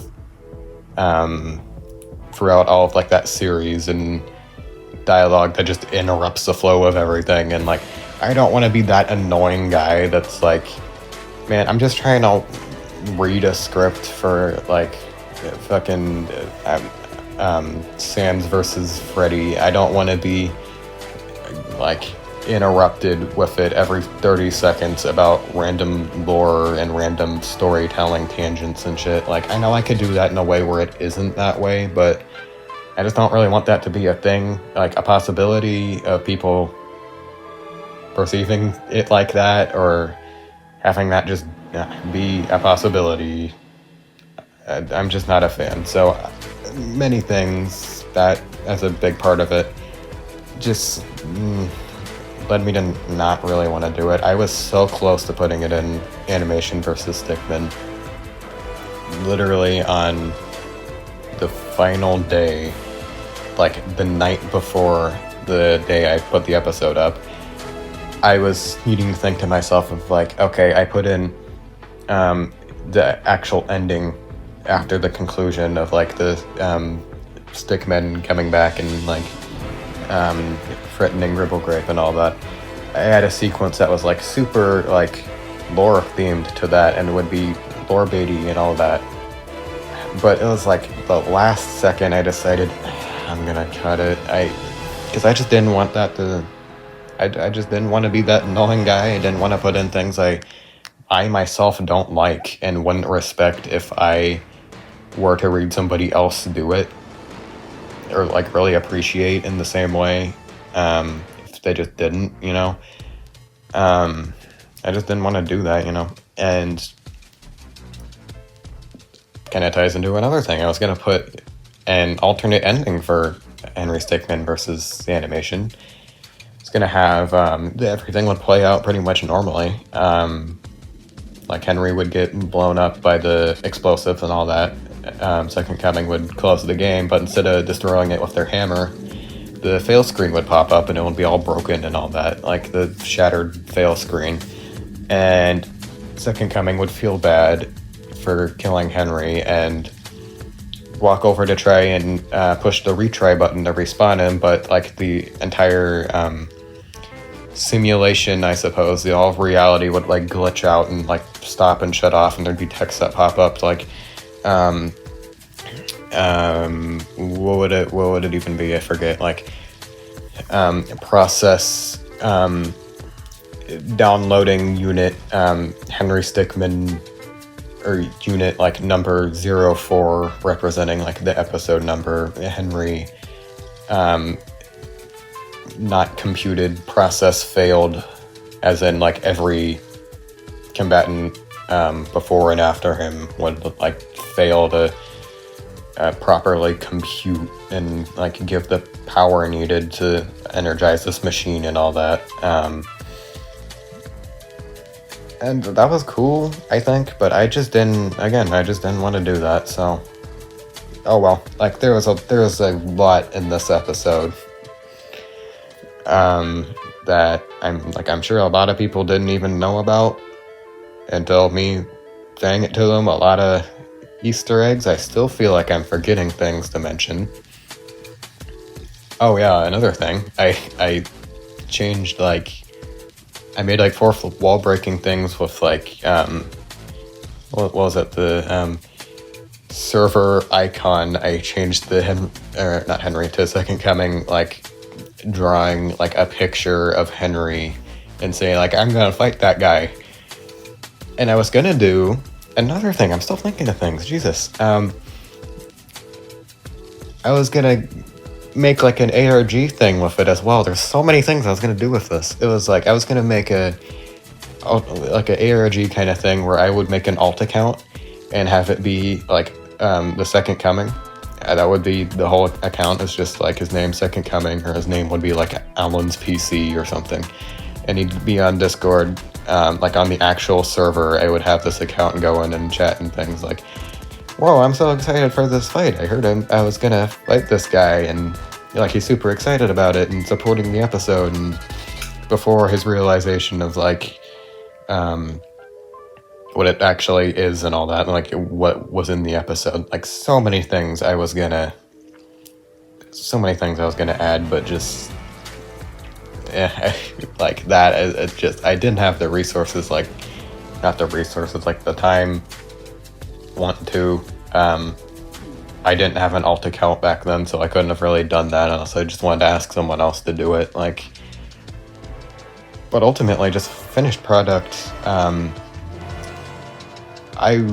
really proud of what this ended up being, despite all the missed opportunities it had.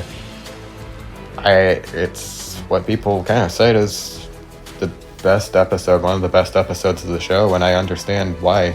I think it's really well made. I did a really good job with it, and yeah, I'm proud of what I did. Alright, next up is the one I get oftentimes, almost every time, confused on the placement on the episode lineup. I always think Speedball vs. Whatcommbis comes up next, but now Chaos vs. Kyogre. This was the only actual fight-only episode I've done. I kind of did that for Sam's Freddy and Gojo Obito, what other people did, the other parts to it. This was the first full, like, just a fight and a random ramble about conclusion stuff. This was made pretty much just because, fun fact, I think I gave out in the conclusion, this was just a script I made back in like 2022, I think. That the entire script is like 90%, 90% just the same as a script I wrote in 2022 in like fall, I think.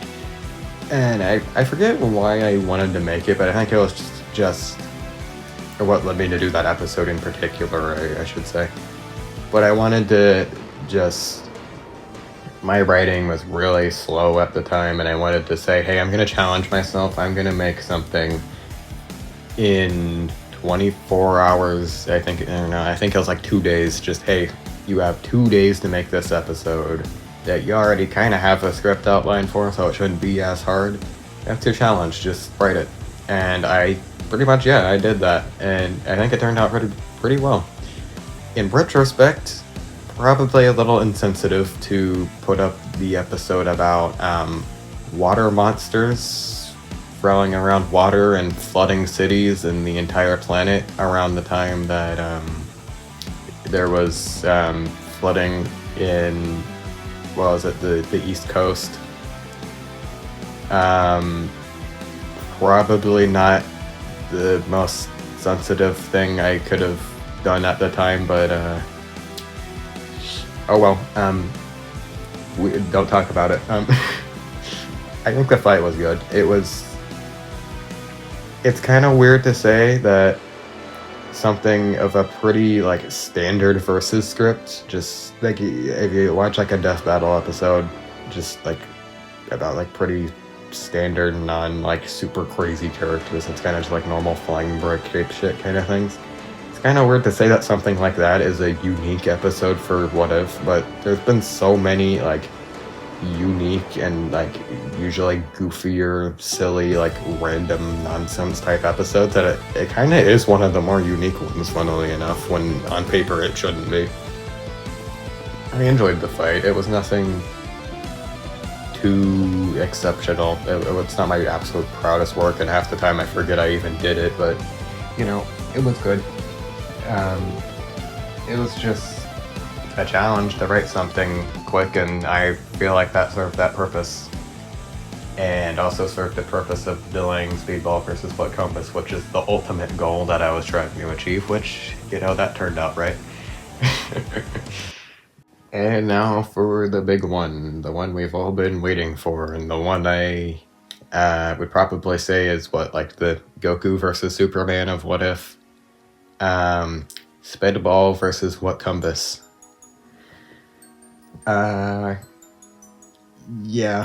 This is an interesting one for me, and kind of a headache in a lot of ways. What did I have in my notes? Let me just find a place to start.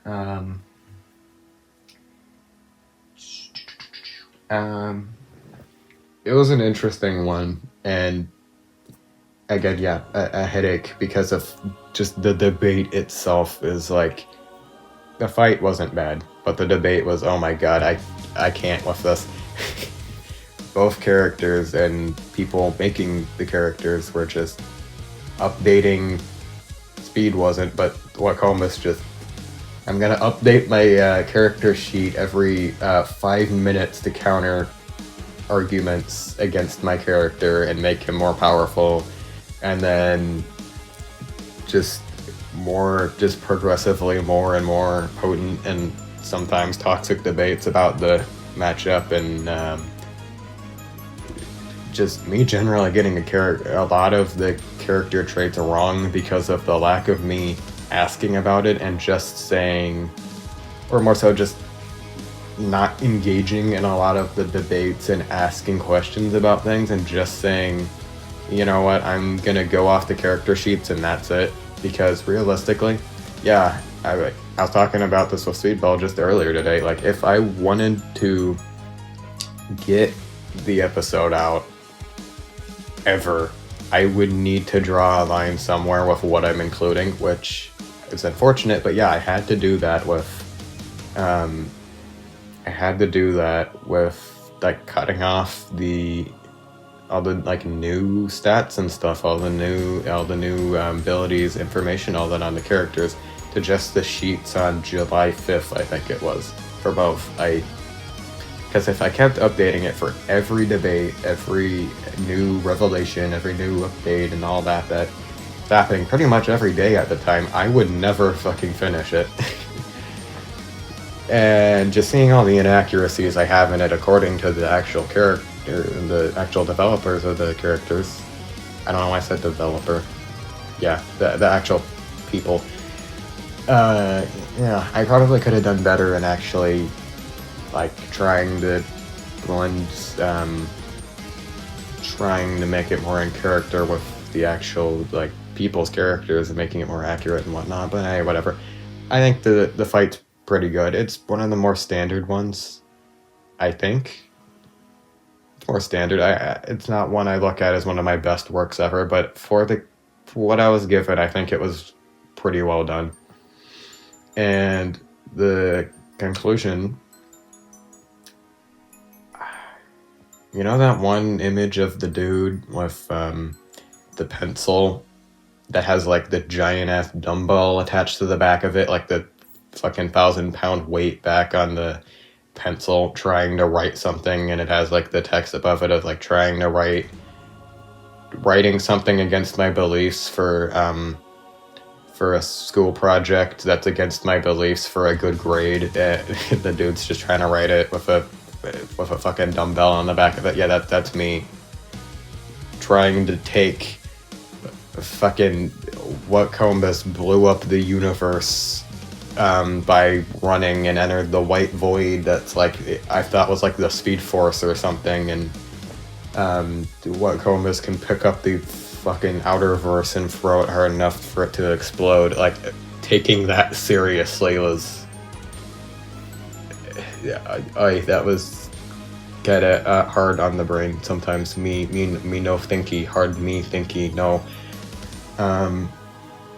But the outcome of that episode, like, it's probably one of my favorites, of just the community supporting it. Like, it felt like the most, despite what I expected about all the drama that would probably come from the conclusion and whatnot, which surprisingly there wasn't much. I made the right decision, and I'm saying this like I'm choosing it off of I'm choosing, in quotations, the winner based off, you know, what would cause the least controversy, but surprisingly that turned out all right, and I loved the community reception. It felt like the most united everyone's been about an episode, the most, like, when I say, like, just universally just loved and talked about, still to this day. It's like people are talking about that one the most, and I just feel so happy about that. I felt the most happy about the server and the community and the show I've made and everything in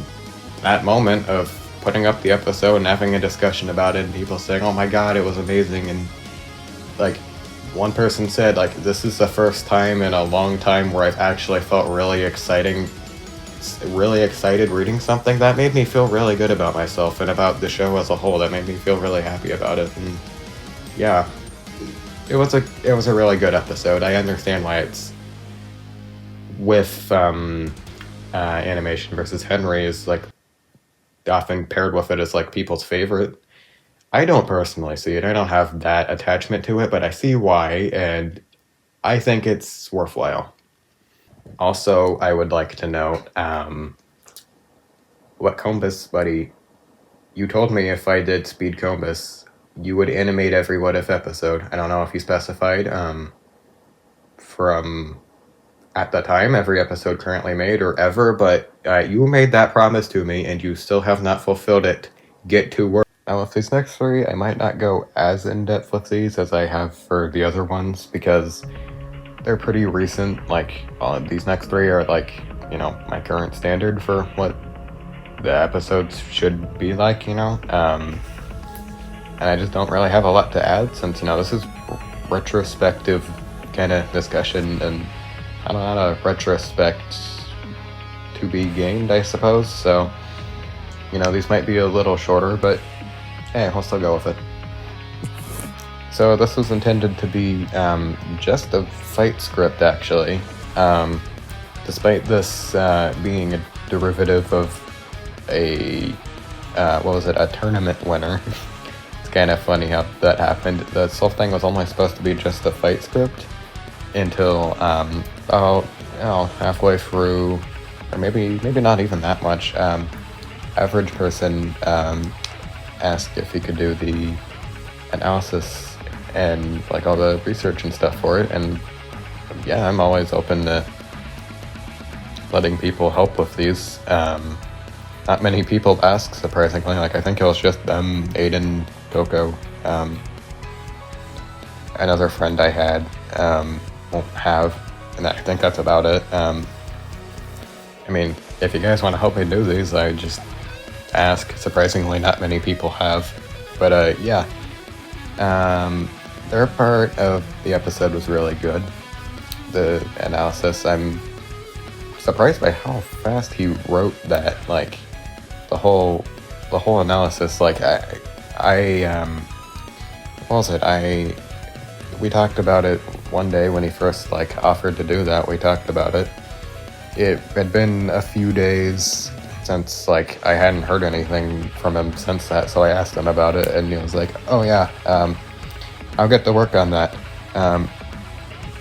Like an hour later, hey, here's the Sans script, like a full analysis, well made,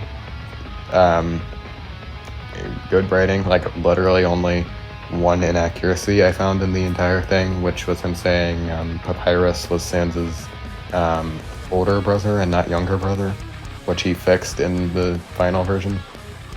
And then after that I was like, oh, cool, good script. Like 2 hours later he finished the Freddy one as well, like in the same day. Like, holy shit. I wish I could write that fast. Maybe he was working on it the days before I asked. I don't know, but it sounded like it was just like the same day he did both of those. Incredible if that was the case. Like, those are really good. But something I will say is, since it was just originally meant to be a fight, just the fight script and that's it, and I had planned for Sans to win from that fight, like just thinking about the matchup and how the storytelling would go.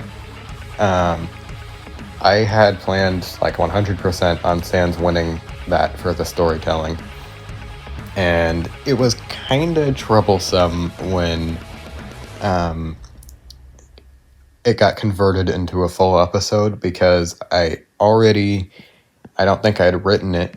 I hadn't written it yet, but I had fully decided on what I was doing with the fight script and where I wanted it to go and be about, and I was like at the point of no changing it until I had to then actually do research, like decide a winner for the episode, and if Freddy won, that could change that. And I'm like, obviously I try my best to not be biased with these, but I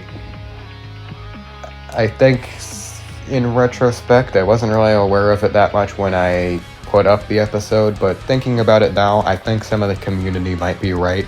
It was a tiny bit biased because of that. Like, if I decided that Freddy would have won, I would have changed the ending. I would have absolutely changed it to make that work. I wouldn't have just said, well, I already wrote the fight, so I'm not going to have him win. I already have a winner decided because the fight's finished.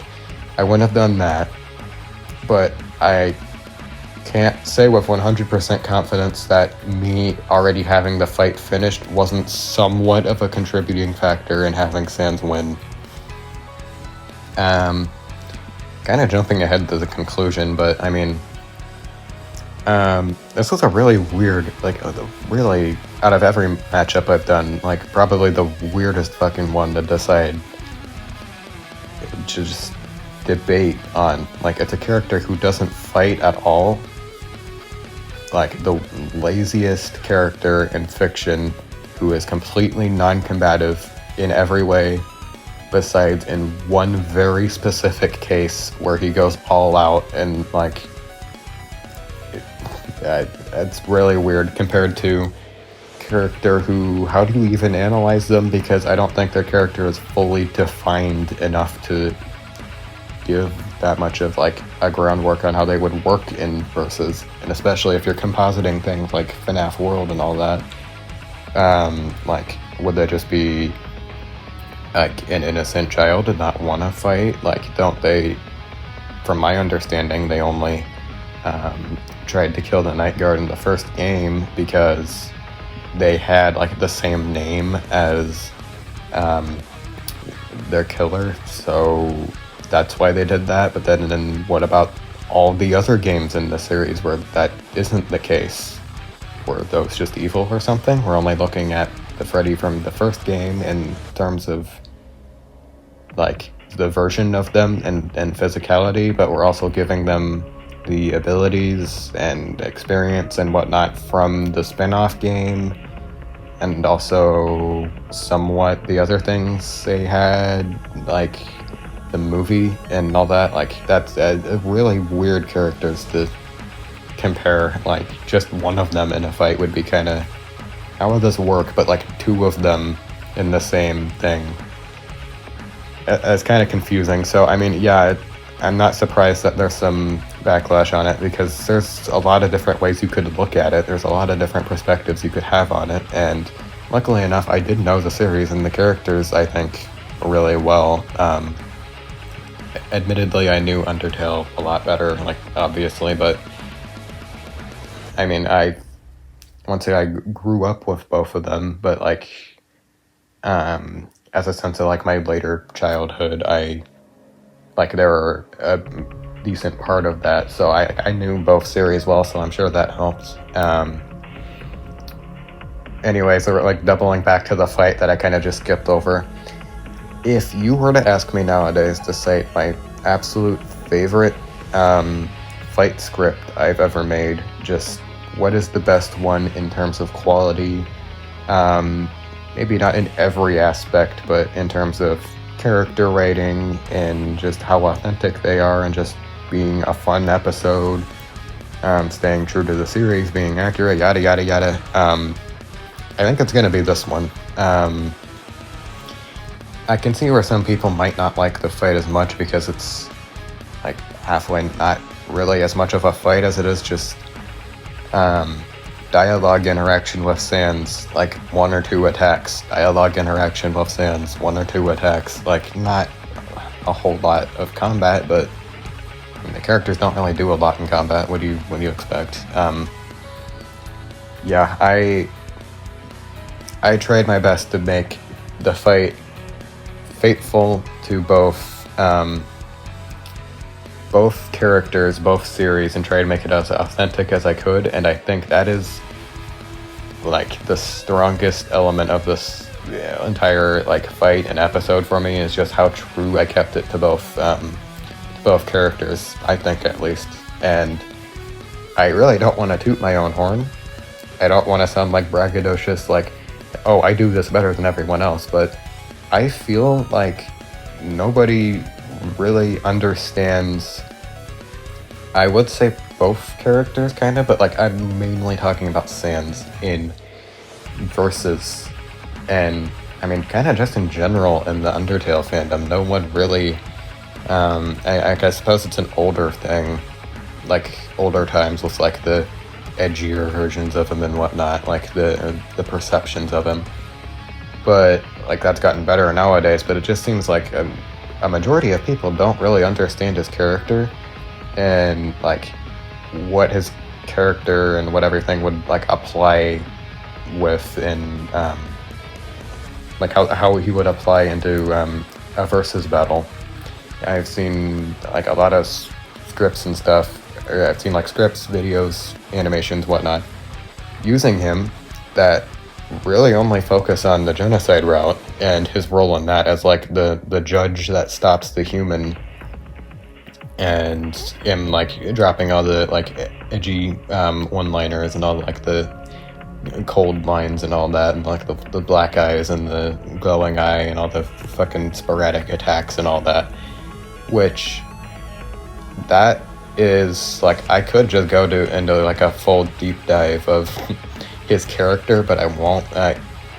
Simply what I'm meaning is like, you need to have a balance between both sides of him, like the main side of his character, like the goofy, jokey, comedian, lazy ass, and the somewhat edgy, scary final boss type, because like one is just like,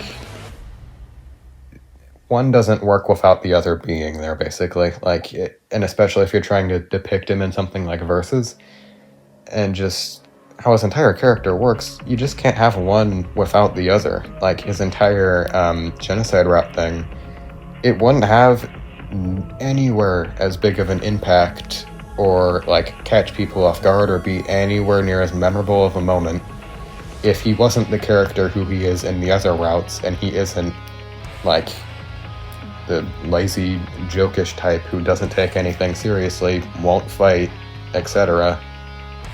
That would have no impact without that. Like, obviously, you need to have both in here, and I kind of need to reflect that in the fight as well. I need to have both of them in here to, you know, show that, to get the full character in. And I feel like a lot of people in Versus, every single adaptation of, or like every single depiction, I mean, of Sans in Versus animation, scripts, etc., I've seen only focus on one side of his character and don't get the entire thing in. And I would argue like none of those depictions were really good. Like, I'm sorry to say it, but, and I don't want to toot my own horn and act like I'm like the best writer ever, but I feel like a lot of people just misunderstand the character, and my main goal was just, okay, I want to get the characters right. And I will say that's kind of the main reason, I mean, besides just I didn't play off yet, I still haven't, I put that off so long, I'm kind of just saying, okay, I'll wait until the Switch release comes out and just, like, I'll play the Switch version instead of watching a Let's Play when that eventually comes out. Anyways, what was I talking about? I didn't do, or past, like, initially being excited about it when I was, like, oh, this one, cool, let's think about it, let's, like, script it out and all that. I kind of lost excitement for it really quick, and motivation, and thought of like me actually being able to do something good for the episode and like make it worthwhile, when I realized that I don't think there's a whole lot you could do to portray both sides of Sans' character and make it authentic to him. And like, okay, I don't know the judge as a character that well, but okay, so there may be something there you could do, but just from what I've seen and everything, it doesn't seem like you could, like, there's not much potential to actually dive deep into their characters and make it authentic. Like, you can only really focus on one side of him unless you want to have, like, the serious character, like, Judge be, like, super fucking serious as the character and be out for blood, and Sans is halfway jokish and then halfway also that. Because, what would you have both of them be in, like, their, how would both characters being in their, like,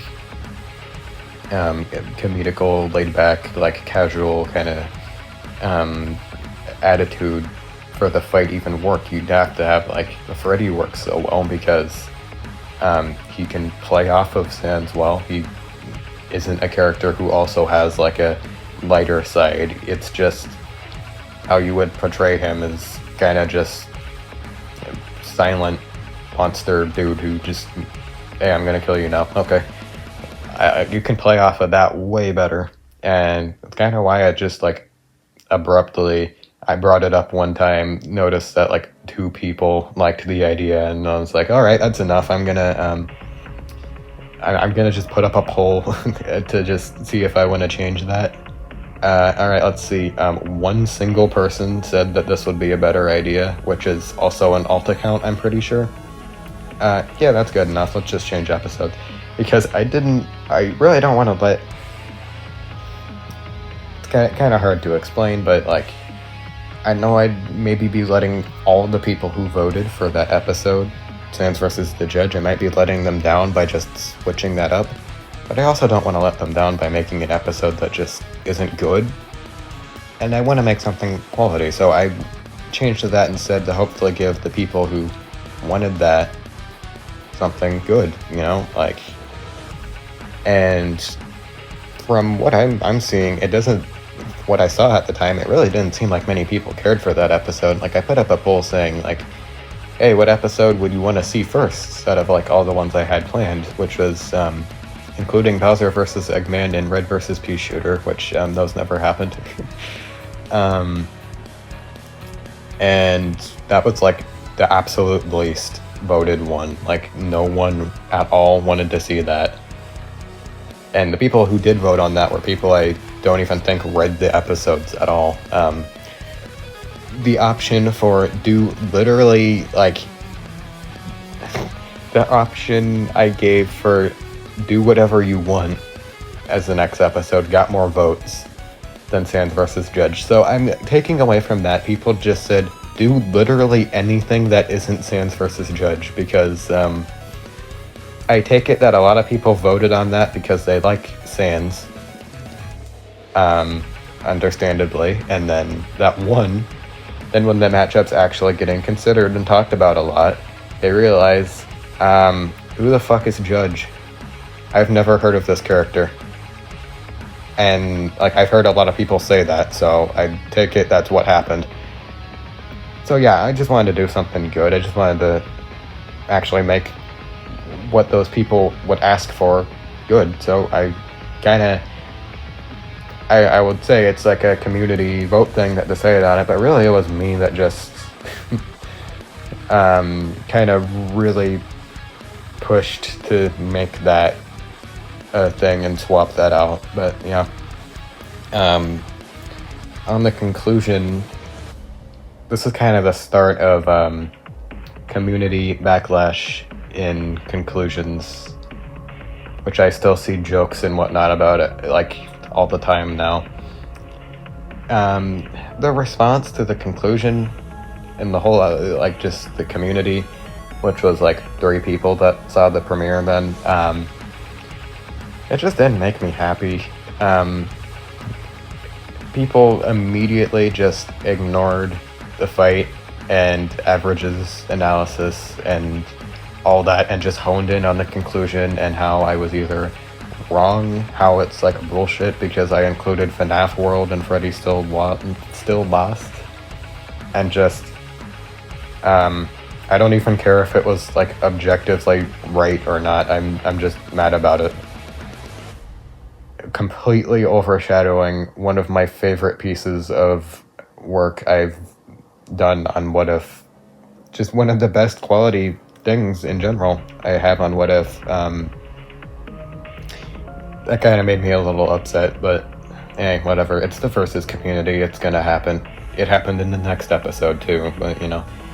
I kind of want to talk about that more in that one, so I'll probably save it for that one because it applies to it better, I think. But both of these episodes have like a lot of jokes and shit posts and whatnot because of just the conclusion that people didn't like.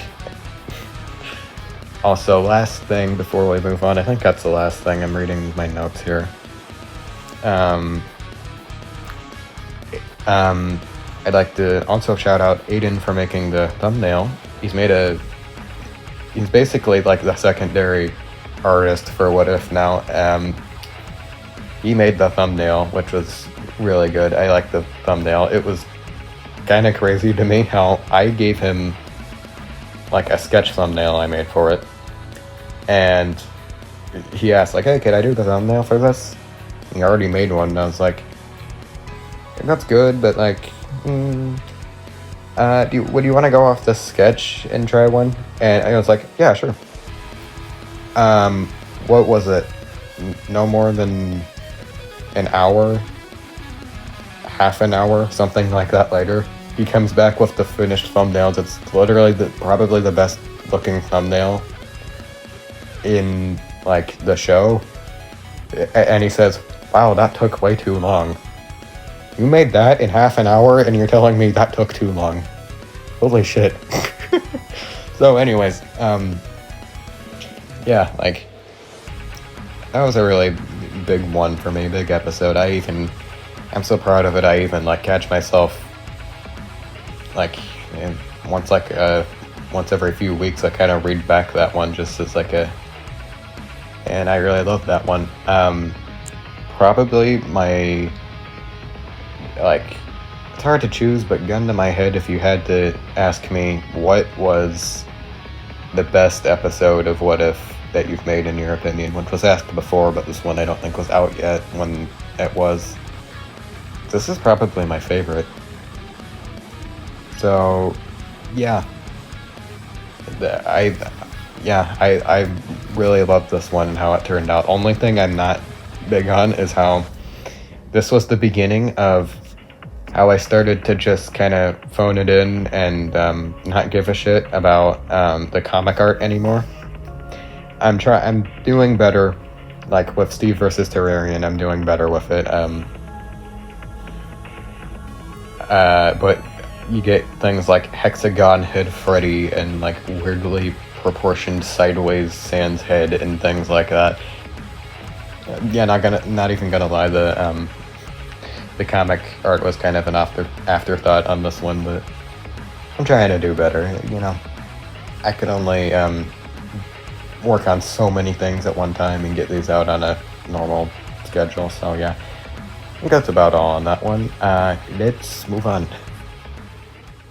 Next up, we have Crazy Dave versus Edward Richtofen. Probably not a matchup a lot of people expected.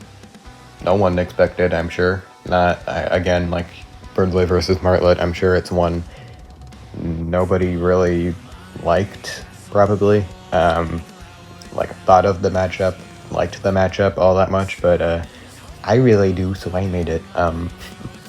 I'll tell you what inspired the episode to be made. It's kind of like an oddball one that just, out of nowhere, I'm gonna do this one. It's actually Bowser versus Eggman on Death Battle.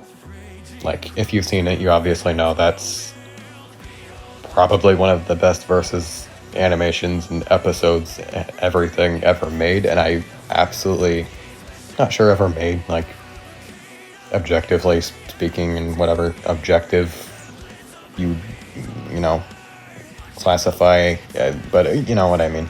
It's one of the best, like, most well-received pieces of versus battle art in a long time. I absolutely loved it, and I loved the feeling of, like, a large army battle that had multiple, like, notable team players and whatnot. Like, you had, like, Bowser Jr. and Kamek and all that, and going against, like, Sage and Metal and all that. And, like, you have those more than one defined character in a fight, which is something I like doing. And versus scripts, when it makes sense, is put in more than just the fighting combatants. Like, you can do things like put in the color gang, whatever they're called, from animation versus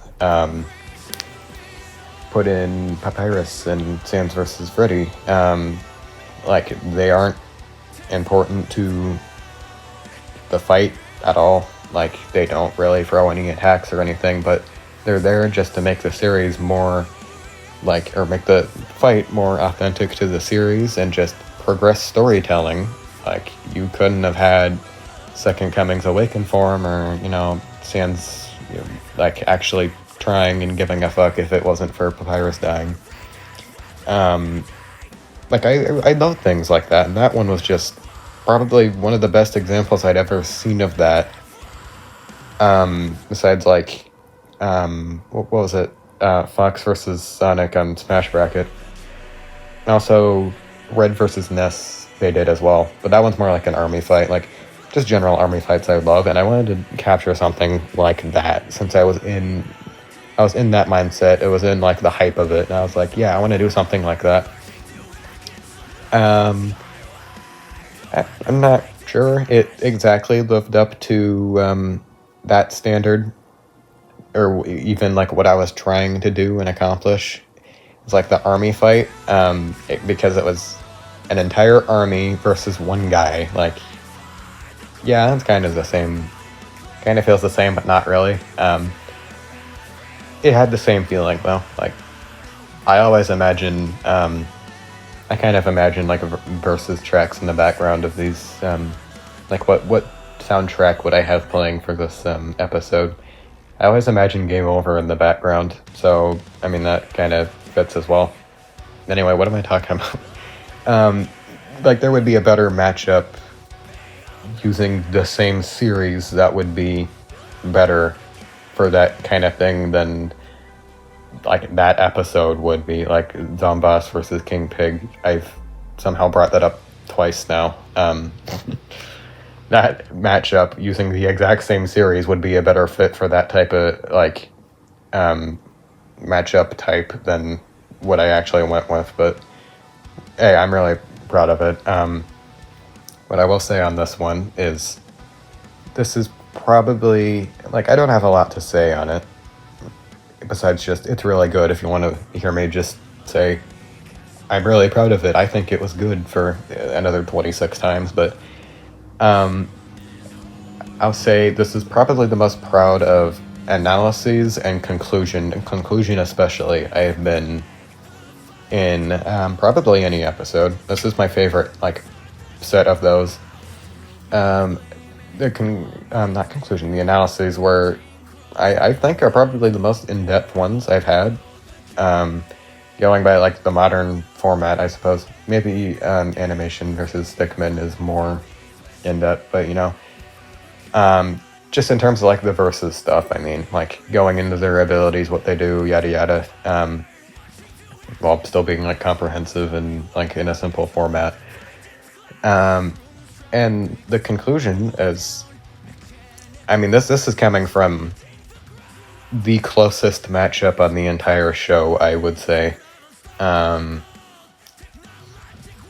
Steve versus Terrarian might give it a run for its money, but I think it's probably gonna stay the closest matchup on What If for a good while. And I really, really needed to scratch my head for multiple days straight to figure out how do I decide a winner. And the conclusion being really in-depth, I think, one of the most well-explained, in-depth, like, to the characters conclusion I've ever had is a byproduct of that, because just, I mean, yeah, you kind of need to do some convincing when it's really close, and especially do some convincing to the Crazy Dave fans, which were literally everybody from what I can remember. I put up a Roots and Bets poll on the server, and there was literally one person that was rooting for Richtofen. One person. Out of like 40. So I had to do some convincing on that one, and this is, I'm gonna say more than Sans vs. Freddy, the biggest community like blow up and disagreement for any episode. And it kind of like it pisses me off, and I kind of want to go into like a rant side tangent about that. Like, I don't understand the part of the versus community, which is a large part of my server, which decides on a preferred character they would like to win, not who they think should win or would win, but which character they like more. and then get absolutely pissed off when they don't win, not speaking objectively, just they liked the other character better. And they're gonna say, just, this isn't in general a thing I don't like in verses. Saying that, trying to act like the quality of the entire episode is of lower quality, like objectively worse episode, because a character won or lost. So, like, I just want to ask a question to those people that have that mindset. Would all of the fight script and its writing and the comic art and the analysis writing and the thought process, maybe this is kind of going off of that, but like the thought processes and reasoning I had for the conclusion and all of the artistic values that came together to make this a thing that are completely unrelated from the winner, how are those made suddenly worse because a different character won? It makes absolutely no sense. Like, you're just gonna put down my fucking episode and give it like a lower ranking on a tier list or something. Like, taking into account everything, not just the winner, because your preferred character lost. And it's not even... What it seemed like for Crazy Dave was not even... You disagreed with how I reasoned things and explained them. It's like you didn't even read the conclusion, and it's just, oh, the character I didn't like won. Oh, so it's bad now. And didn't even hear out anything I had to say to agree or disagree. Like, there's no humbleness in the community. It's just, I don't understand, man. Like, some people were getting, some people were like having arguments like for Universal Plasma P, which I didn't use. My rule set is a lot different than most people's in versus stuff. I understand that, and like it might be kind of hard and jarring for people to understand what I do and don't, especially when my rules page was put up like a year ago and it's probably outdated, or there's things that I do now that aren't explicitly stated in there that could be, you know, like that kind of thing. I get it. I should probably update it, but I didn't include that, just going down that, I suppose, because it's like statements in verses are really hard to work with. Like, if it's just a statement on something without actually providing proof of said thing actually happening or being something a character can do, having happened, etc. And I think Plasma P is like the poster child example of that, to where there is a statement saying that there is, I forget what it was, it's like one fully charged shot has a universe inside of it, or the power of a universe or something. Meaning that, okay, then they would have like universal power. But the actual projectile doesn't do anything more than just a regular shot. Like, it's a slightly stronger, like, it's a very powerful projectile when it's fully charged up, yeah, but are you expecting it to, like, the second it's fired, the entire planet would explode and, like, a new universe is born the second the fucking thing goes off? Like, that's not what it does, you know?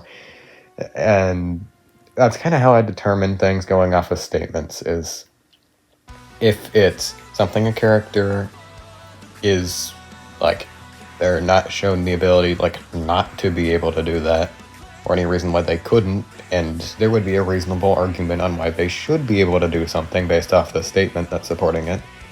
Like, I'll give an example, like, since it's relevant right now, since I'm working on it, the Terrarian from Terraria being able to pull the moon down. I'm including that because it's in a statement. I'm probably gonna, not sure on the specifics because I'm not like fully done researching it yet, but just bear with me. I'm pretty sure it's said in a statement somewhere with the lunar hook, I think was the item, that they could It was like, you want the moon? Just pull it down, or something like that. And that item is obtained from enemies, or like a boss, multiple bosses, I think, that were like the pillars, that were able to pull the moon down. Like, that's just a fact that they're able to do that. So, okay, well, yeah, that makes sense. These characters were shown the ability to do this. When the Terrarian kills them, they obtain the materials from those people to craft that hook that they can also use to do that. Like, they are using, like, the same thing, you know, like, since it's crafted from those pillars, I'm assuming.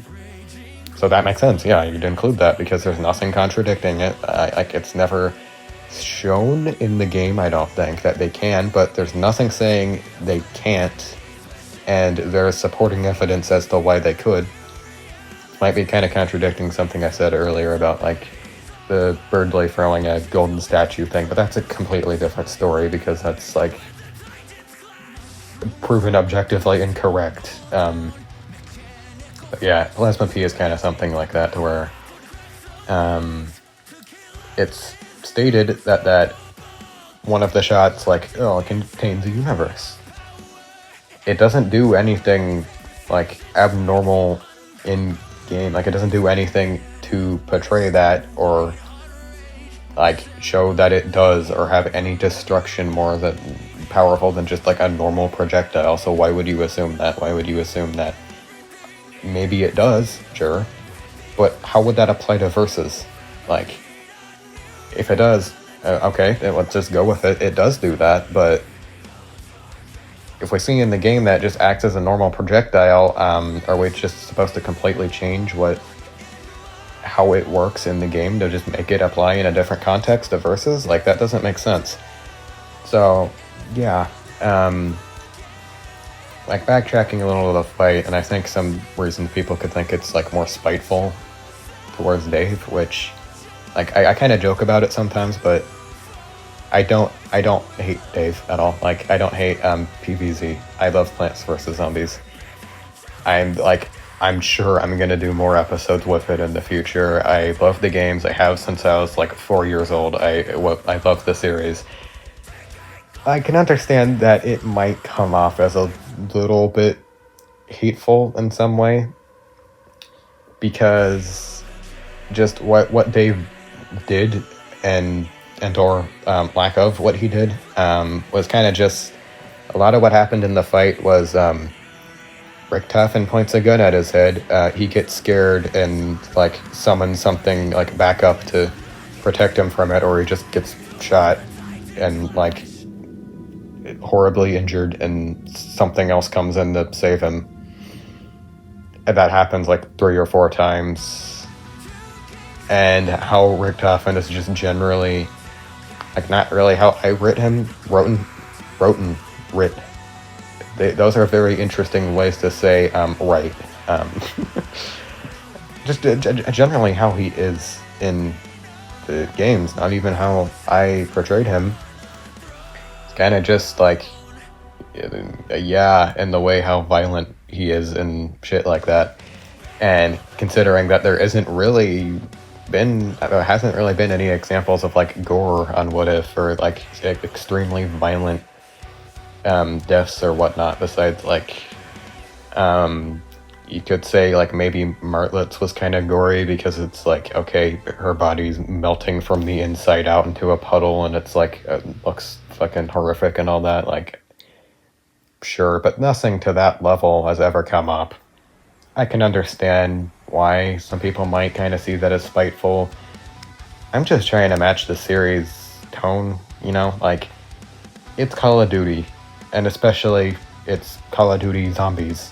It's M-rated video game that's notorious for, like, guns and shooting and killing people and wars and shit, and the Zombies games are, like, some of the more, like, gorier examples of that, where there's, like, war weapons and, like, electricity lasers and shit that fry them from the inside, and guns that turn them into babies and you punt babies through the air to hit other enemies, like things like that. Like, I'm just matching the tone of a series trying to make it that gory. Like, it wouldn't fit.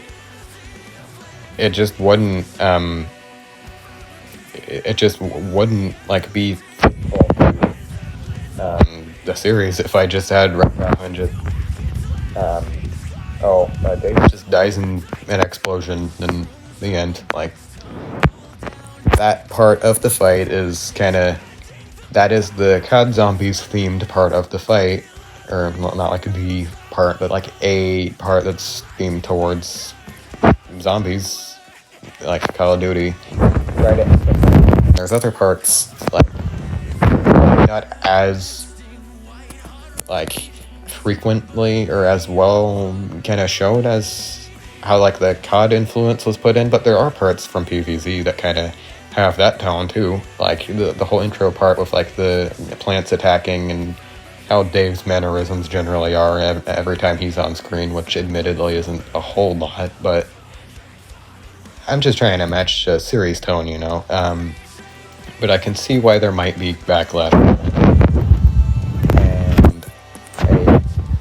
But I don't really see how there could be a whole lot of backlash and come to a conclusion, especially considering how close it was. Like, I think I've stressed this enough multiple times that this was the closest episode in the entire show. Like, I'm sure somebody who is, like, really into Crazy Dave could say, man, I'm upset that he lost, but I can understand that it was really, really close, and I, like, at the very least, like, you don't have to say you agree with me, but at least understand that it's close, you know? But, yeah, anyways, just generally, I think I had a lot of fun with the episode. It was one of the most fun episodes I've made, and, like, from my memory, it was one I just wanted to do because I was inspired and I liked it, and I don't know if that shows, but I mean, I enjoyed it a lot. So just all of the writing, especially, like, things I normally don't really care about that much or kind of treat as, like, afterthoughts, like the conclusion, I put a lot of thought into and was really passionate about it. Maybe I should do more episodes that are just, I've only done 2 so far, like this and Berdly, besides, like, the first 2 episodes that don't really count because, like, you have to decide on something, you know, but, like, to start the show. But I should do more. I want to do this just because I want 2 episodes. It is, like, I try to keep, like, a decently even, like, 1/3 of the episode lineup is, like, from community votes from tournaments. That those decide episodes, so it's like 1/3 of them. Another 1/3 is episodes that I just wanted to do because I like them, and then another 1/3 is matchups that are popular in the community. Well, they're not really, I don't think that's really come up a lot, like, just I'm doing a matchup because it was popular on a tournament. Like, I haven't done that much before, but I can pretty much guarantee that that'll happen sometime soon. Like, the recent tournament has given me a lot of inspiration. Like the one from January. There's so many matchups that I was learning about and thinking about and got, like, a lot of discussion in about that. Like, that was one of the most inspiring, probably just best events in the server in general. So, yeah, that's probably going to change to where I put in more, like, without needing a vote. This is an episode that I'm doing just because people like it. So, which I should do, but, you know. I haven't, I suppose. There's not really many of that. So, yeah, that was that episode. It was really enjoyable for me, again, just in a lot of ways was one of, if not the most fun episodes I've made. But, I kind of drags down a little bit from the, it kind of, like, drags down the enjoyment with all the controversy it had.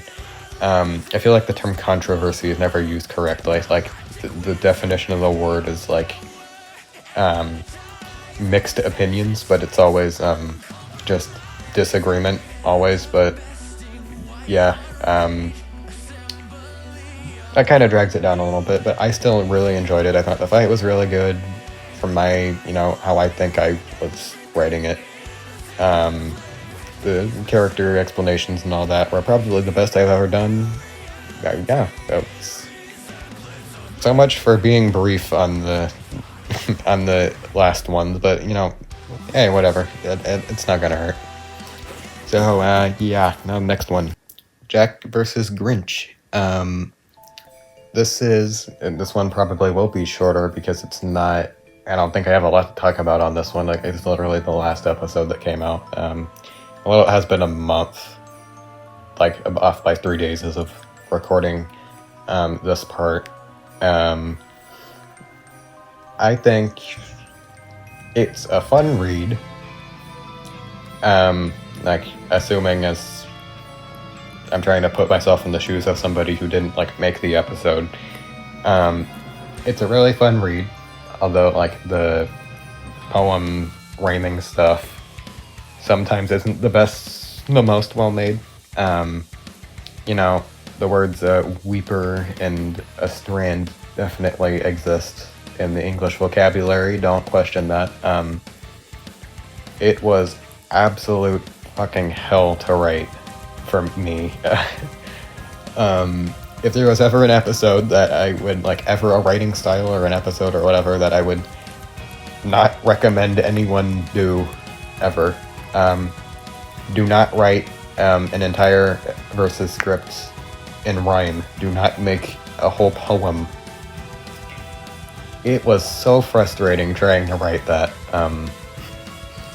Just knowing, writing the first part of the rhyme and knowing damn well what I want to say, and if I was writing this in the normal style, exactly how I would word this. But I just can't, because I can't think of a good word to rhyme with it, and I also need to make it sound catchy and go off a certain, rhythm and not repeat certain words and that I already used earlier, and still be descriptive of what's going on and not be vague and oh my god, it was a pain in the ass, and just let me fucking say what I want to. I emphasize with poem writers, it must be absolute hell to write that. I would not recommend nor ever do something like this again. But hey, the episode turned out good. I think. I felt bad that because of the poem crisis, I kind of felt bad about the episode being pushed back past Christmas Eve or Christmas. I wanted it to come out on Christmas Eve. So I added more to it. Just because I felt bad, I wanted it to be more, worth the wait. So it wasn't that hard to add additional stuff. I just added in a analysis conclusion, and it didn't take too long. I was kind of already working on, when I was taking, I was watching episodes on it. I was watching versus episodes, and I was kind of reading stuff on it. I was already getting a grasp of more than I already knew about the matchup. It's one of my favorite matchups ever, so I already knew a lot on the debate, and I was already getting refreshed on what went on and what you would put in the debate and the feats and whatnot. So I mean, it was pretty easy to do.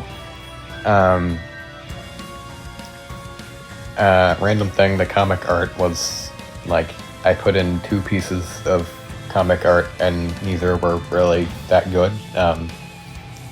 It's definitely getting worse and worse by the episode, but I can promise you the artwork is gonna get better in Steve vs. Terrarian. It already is better. I'm trying something new with it. I won't say what, but I'm going forward. I'm gonna be better with the art. And I mean, what else is there to say? There's not a whole lot to talk about in it. Also, add this episode to the goofy comedical episode that ends up being an emotional ending with both combatants being on the same side, kind of thing. What's that? My 5th nickel? And yeah. Random thing. like, I went pretty in depth with the conclusion, I think, like, memorably so, as I remember, was it like the night before Christmas, pretty literally there, the night before the episode came out, I think, I just, like, wrote the entire conclusion for, like, 3-4 hours straight. I was just, like, absolutely locked into it, and that was probably the most into a debate and the most, like, overanalyzed, overthought, like, depth in a conclusion that, like, and probably doesn't show, but it's like what went on in my mind. Also, speaking of, do you ever see anyone going into the Grinch storyline so in depth and overthinking things to go into, like, real life cardiology science to include, like, cardiomegaly, I think it was, like, including the symptoms of an enlarged heart and how people could be more susceptible to heart attacks from enlarged muscle tissue, or not enlarged, from, like, weakened muscle tissue around the heart, and, like, irregular heart rates and shit from, like, analyzing the Grinch. Probably, I mean, well, some people have in verses, obviously, but, like, I'm gonna go to assume 99.99% of people on the population have not gone that in depth on the Grinch. But yeah, I liked the episode. I think I did a good job with it. Not too much to write home about. A lot of it, I don't feel like I was too, like, what would I say? There wasn't a lot of new stuff that came into my mind while writing it, because it was already one of my favorite matchups, already one I had thought up a script for in a different way. I kind of just changed some things to make certain parts work, but, and writing a poem kind of makes it easier, so I don't need to, like, add a lot of depth in certain details. But yeah, overall, I think I did a good job. I think it was a good episode. I think it was worthwhile, and probably worth the wait. Being pushed back until Christmas is basically irrelevant already, but we're gonna ignore that like that didn't happen. And so brings us to the end of our tale, as there are no more episodes yet. I'm working on Steve vs. Terrarian, which is one that's being progressively put off more and more, as, like, I'm doing this instead of working on it. Like, I wouldn't be surprised if that episode came out a lot later than, like, it already is later, because the recent ones is, like, every, like, 2-3 weeks, and this one's, like, kind of pushing a month already. But I can assure you it would be, maybe not assure you, but from what I'm seeing, what I'm visualizing and writing right now, it's a really, really good episode so far. The analysis are pretty good. The fight has probably one of, like, the coolest moments in the entire show, including things that are debatably not even canon or wouldn't work with the series, but oh, fuck it, it's cool. Yeah, I probably shouldn't talk a lot about that one because it's not out yet, but yeah, stay tuned to that. Stay tuned for that. It's a really cool episode. Don't know when it'll come out. Also have a lot of other things I'm working on for What If. Like, there's other episodes I'm already working on. Funnily enough, there's one that's I have more progress made on an episode on the tournament that lost than the one that actually won. Do with that teaser what you will. I may or may not, depending on the progress I make, pull a Tournament of Champions and do the losing matchup before the actual winner, but I'm gonna try not to. I'm gonna try to stay true to, like, the winning matchup, like, yeah, being first, and not, like, 'cause that kind of seems scummy to do that. Like, even Death Battle doing it just seems like Really? Like, clearly you already had this episode planned and was going to do it anyways. Why did you even put that on the tournament if you were going to just already do that? Not even, like a year later, you reveal this? Like, I don't know. Yeah, random tangent, just side set. Thank you, everyone, for the 1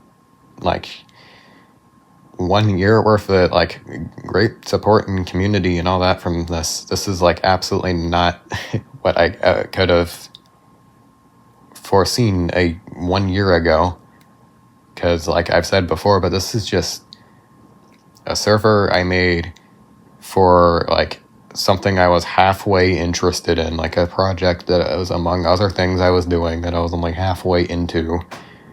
Like, I was probably going to give up on after a certain time of just getting bored of it, and anyone who wanted to join, that would be mostly my friends that I already knew, and some other random people on, like, Raptorverse that wanted to join. Like, it's crazy how big this has gotten. What do we have?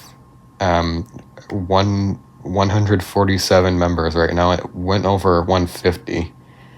Yeah, this is pretty cool. I don't even think I realize what I have going right now, but like how cool it is. But yeah, thank you guys for that and sticking around. Hope you guys enjoyed this. Hope someone actually listened to the whole thing. If you don't, that's fine. I understand. But yeah, thank you all for watching. Maybe I don't know what this will end up being. If I put it up as like a one full video that's like multiple smaller videos. If I want to do, like, I'm gonna have like a anniversary for, like, the show itself, and it's like every day is like celebration of a new episode, or like celebration of every episode is like each day, and then I want to upload each part of this that corresponds to it, something like that. I don't know, but hey, we'll see. Probably going to be pretty long, and I should get to editing it because I don't have a lot of time as of right now. This is on the second. I don't know if I said this already, but this is the second recording of this. I think I already said it. I have 2 separate recordings that I'm putting together from, like, 2 separate times. The Speedball versus Whatcommbis and Chaos versus Kyogre ones were from the previous one because I said everything I needed to on them. And everything else is from what's today? The 28th. So anyway, enough random shit. Why am I getting more messages? God damn it, I'm trying to record. You couldn't have waited 30 seconds for me to finish, man. Come on. Anyways. Yeah. Love you guys. See you around. Peace.